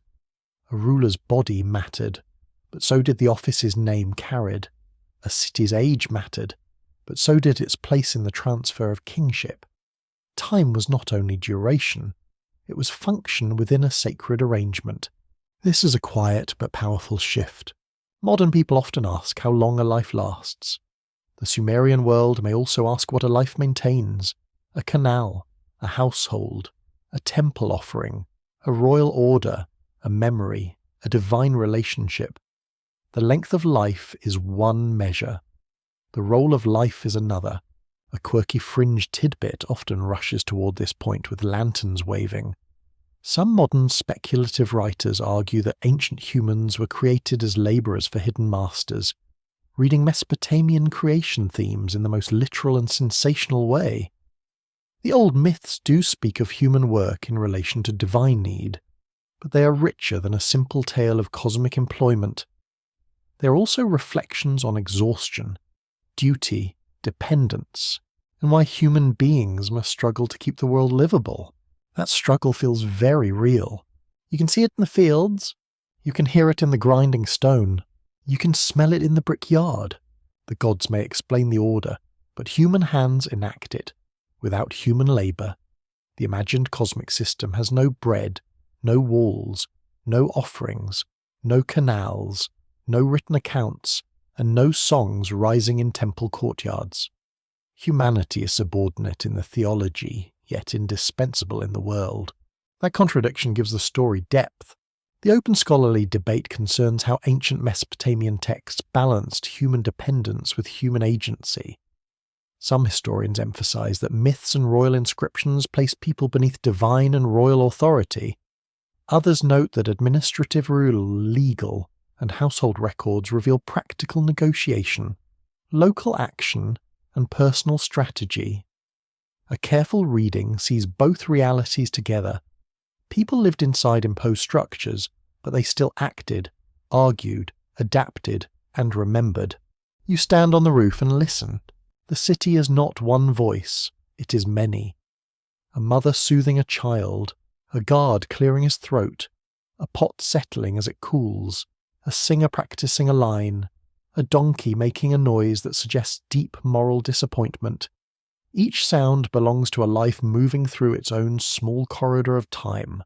Yet all these lives are held beneath larger measures: moon cycles, harvest cycles, rain years, temple festivals, city memory. The long ages of the earliest kings stand at the far end of those measures like enormous shadowed gates. They say that human society began in a depth beyond ordinary recall. They say that purpose came before personal memory. They say that to be human is to arrive late into an order already ancient. This can feel unsettling. You did not choose the order. Neither did they. Perhaps that is why their numbers grew so wide. A vast age gives the system an aura of inevitability. It makes kingship seem older than choice. It makes labour seem part of a world designed before any worker was born. It places human life within a story so deep that resistance must first climb through sacred time. Yet another possibility remains softer. Maybe the vast ages also reveal awe. The Sumerians saw that civilization itself was older than any person. They lived among rebuilt temples, inherited canals, ancient city names, and stories no one could verify fully. To count the beginning in ordinary years may have felt inadequate. Human purpose seemed rooted in something deeper than a lifetime. So the numbers stretched until they could hold wonder. You look toward the temple. Its upper walls still catch a trace of moonlight. The building seems both made by humans and larger than any one human intention. Thousands of hands shaped it, repaired it, supplied it, entered it, feared it, and trusted it. No single life equals the temple, yet the temple exists only because lives were spent upon it. That is humanity's place in deep time. Small enough to vanish, necessary enough to build the world. The old royal ages are not only about kings. They force you to ask what kind of measure can hold human existence when individual lives pass so quickly. Biology offers one answer, memory offers another, labour offers another, sacred order offers yet another. The Sumerians counted across these layers, sometimes letting one number carry more than one kind of truth. A person's body ends. A purpose may continue, a name may widen, a city may remember, the roof grows cooler beneath your feet, the stars thicken above the plain. Somewhere, a tablet dries in darkness, holding a number too large for flesh, and yet somehow made by a human hand. That is the paradox left breathing in the night. Humanity is brief, but it creates the containers by which deep time becomes visible. Perhaps the Sumerians counted human ages differently because they sensed that a life is never only a life. It is also a task, a place, a relation, a memory, and a small flame carried through an order too old to understand completely. The last tablet sleeps beneath a skin of dust. You find it in imagination where many old things wait, not in grand silence, but in the humble darkness of storage. A shelf leans slightly against a wall. A clay tag has broken from its cord. A small insect moves through powdery earth with more confidence than any historian should envy. The room smells of age, dryness, and the faint mineral breath of baked mud. Nothing here is complete. That is fitting. The story of Sumerian ages has always reached you through fragments. A broken corner, a copied list, a damaged sign. A ruler whose name survives while his body, house, and private voice are gone beyond recovery. The tablets do not give you a clean answer. They offer pieces arranged around a mystery, and the mystery remains calm. Why did the Sumerians count human ages differently from history? Because history, for them, was not only the measure of bodies, it was the measure of descent, kingship, divine order, city memory, flood rupture, sacred number, institutional endurance, and the long labour of scribes. A human being could be counted as flesh, but a king could also be counted as office. A city could be counted as settlement, but also as sacred container. A number could measure years, but also distance from ordinary time. The clay holds all of this without explanation. Records confirm that the Sumerian King List remains one of the most important and puzzling documents for understanding early Mesopotamian ideas of rulership in the past. Scholars from institutions such as Oxford, Yale, Chicago, and Pennsylvania continue to examine its mixture of legendary kings, historical dynasties, city sequence, and impossible reigns. It survives not as a simple answer, but as a structured problem. That is why it still matters. A simple error dies quickly. A meaningful puzzle endures. You look at the tablet surface and see how much has vanished. The hand that pressed the signs is gone. The voice that may have recited the names is gone. The schoolroom where a student learned the sequence is gone. The temple festivals, palace corridors, canal disputes, and household griefs that surrounded the tradition are gone. Yet the number remains. A reign too long for the body still sits beside a royal name, like a lamp left burning in a ruined house. You cannot accept it as ordinary biography. You cannot dismiss it as empty nonsense. It belongs to another way of arranging reality, where the oldest past must feel vast enough to hold the beginning of order. A quirky fringe tidbit still circles the tablet in modern shadows. Some people will always read the immense ages as evidence of hidden races, secret machines, or lost masters from the stars. The urge is understandable, because the numbers seem to open a door into something larger than known history. Yet the deeper wonder may be less metallic and more human. Ancient people created symbolic time powerful enough to make later centuries feel haunted. That is not a small achievement. It is a kind of immortality. The open scholarly debate will continue because the tablet refuses to become one thing. Some researchers will emphasize mythic time, others will study political legitimacy, others will trace numerical patterns, scribal transmission, city traditions, and memories of catastrophe. Each approach lights one side of the clay. None turns the whole object transparent. Perhaps it should remain partly opaque. Some ancient things are not solved by brightness. They are understood through patient shadow. You sit with the final fragment as night deepens. The room around you becomes quiet enough that every imagined sound gains weight. A distant footstep, a breath of wind, the faint scrape of reed against clay from some vanished century. You begin to feel that the tablet's silence is not emptiness. It is a form of restraint. It does not tell you what to believe. It tells you how much has been lost. That loss is part of the answer. When details vanish, memory must find larger shapes. A ruler becomes a name. A dynasty becomes a reign. A sacred age becomes a number. A flood becomes a boundary. A city becomes a station where kingship rested for a while beneath heaven. The Sumerian way of counting grows from this pressure between loss and order. The earliest ages are too large because the beginning is too distant. They are too formal because the scribes loved structure. They are too sacred because kingship was never merely political. They are too persistent because human beings fear forgetting. This fear runs beneath the whole ancient world like water under reeds. To forget a name is to loosen it from society. To lose a city's place in the sequence is to weaken its claim on meaning. To let the first world collapse into vagueness is to leave the present without deep roots.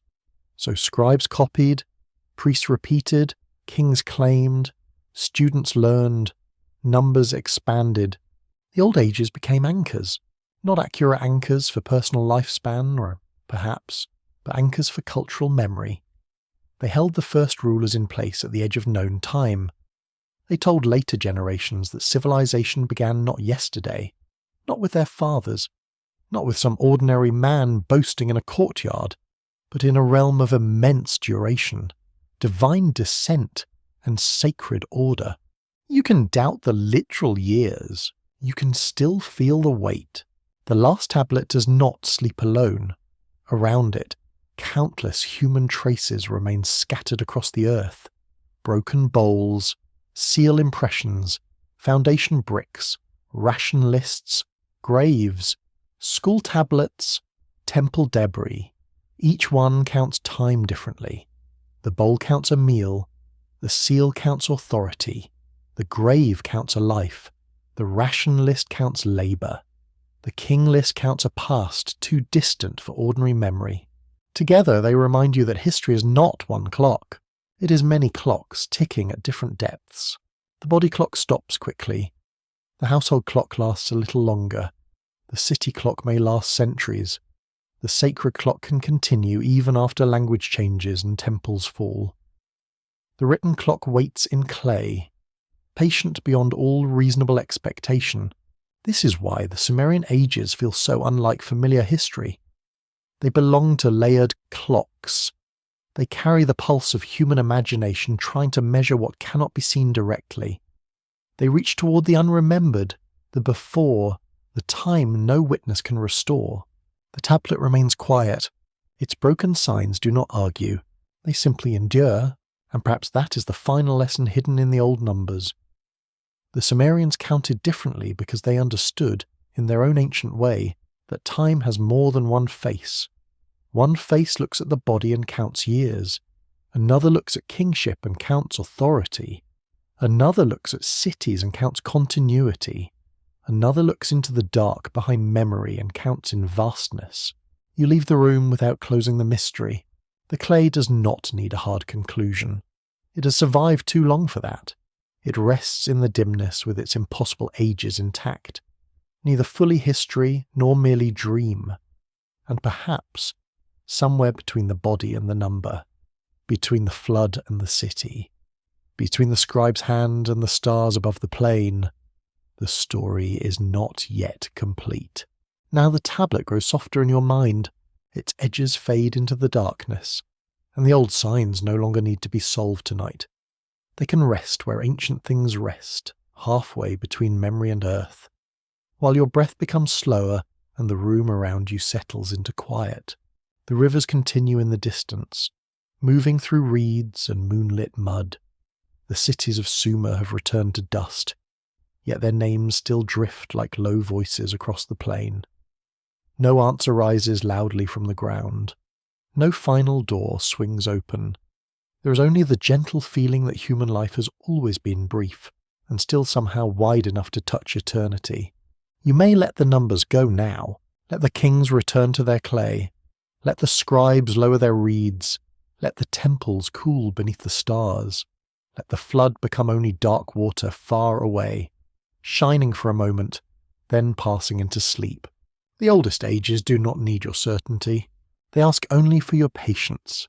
And as the last light thins across the ancient plain, you can imagine the final tablet lying still beneath its dust, keeping it secret with the calm of earth itself. The night covers the broken cities. The stars remain above them. Your thoughts grow slower, softer, and farther apart. And perhaps the story is not yet complete. End of scripture. Good night.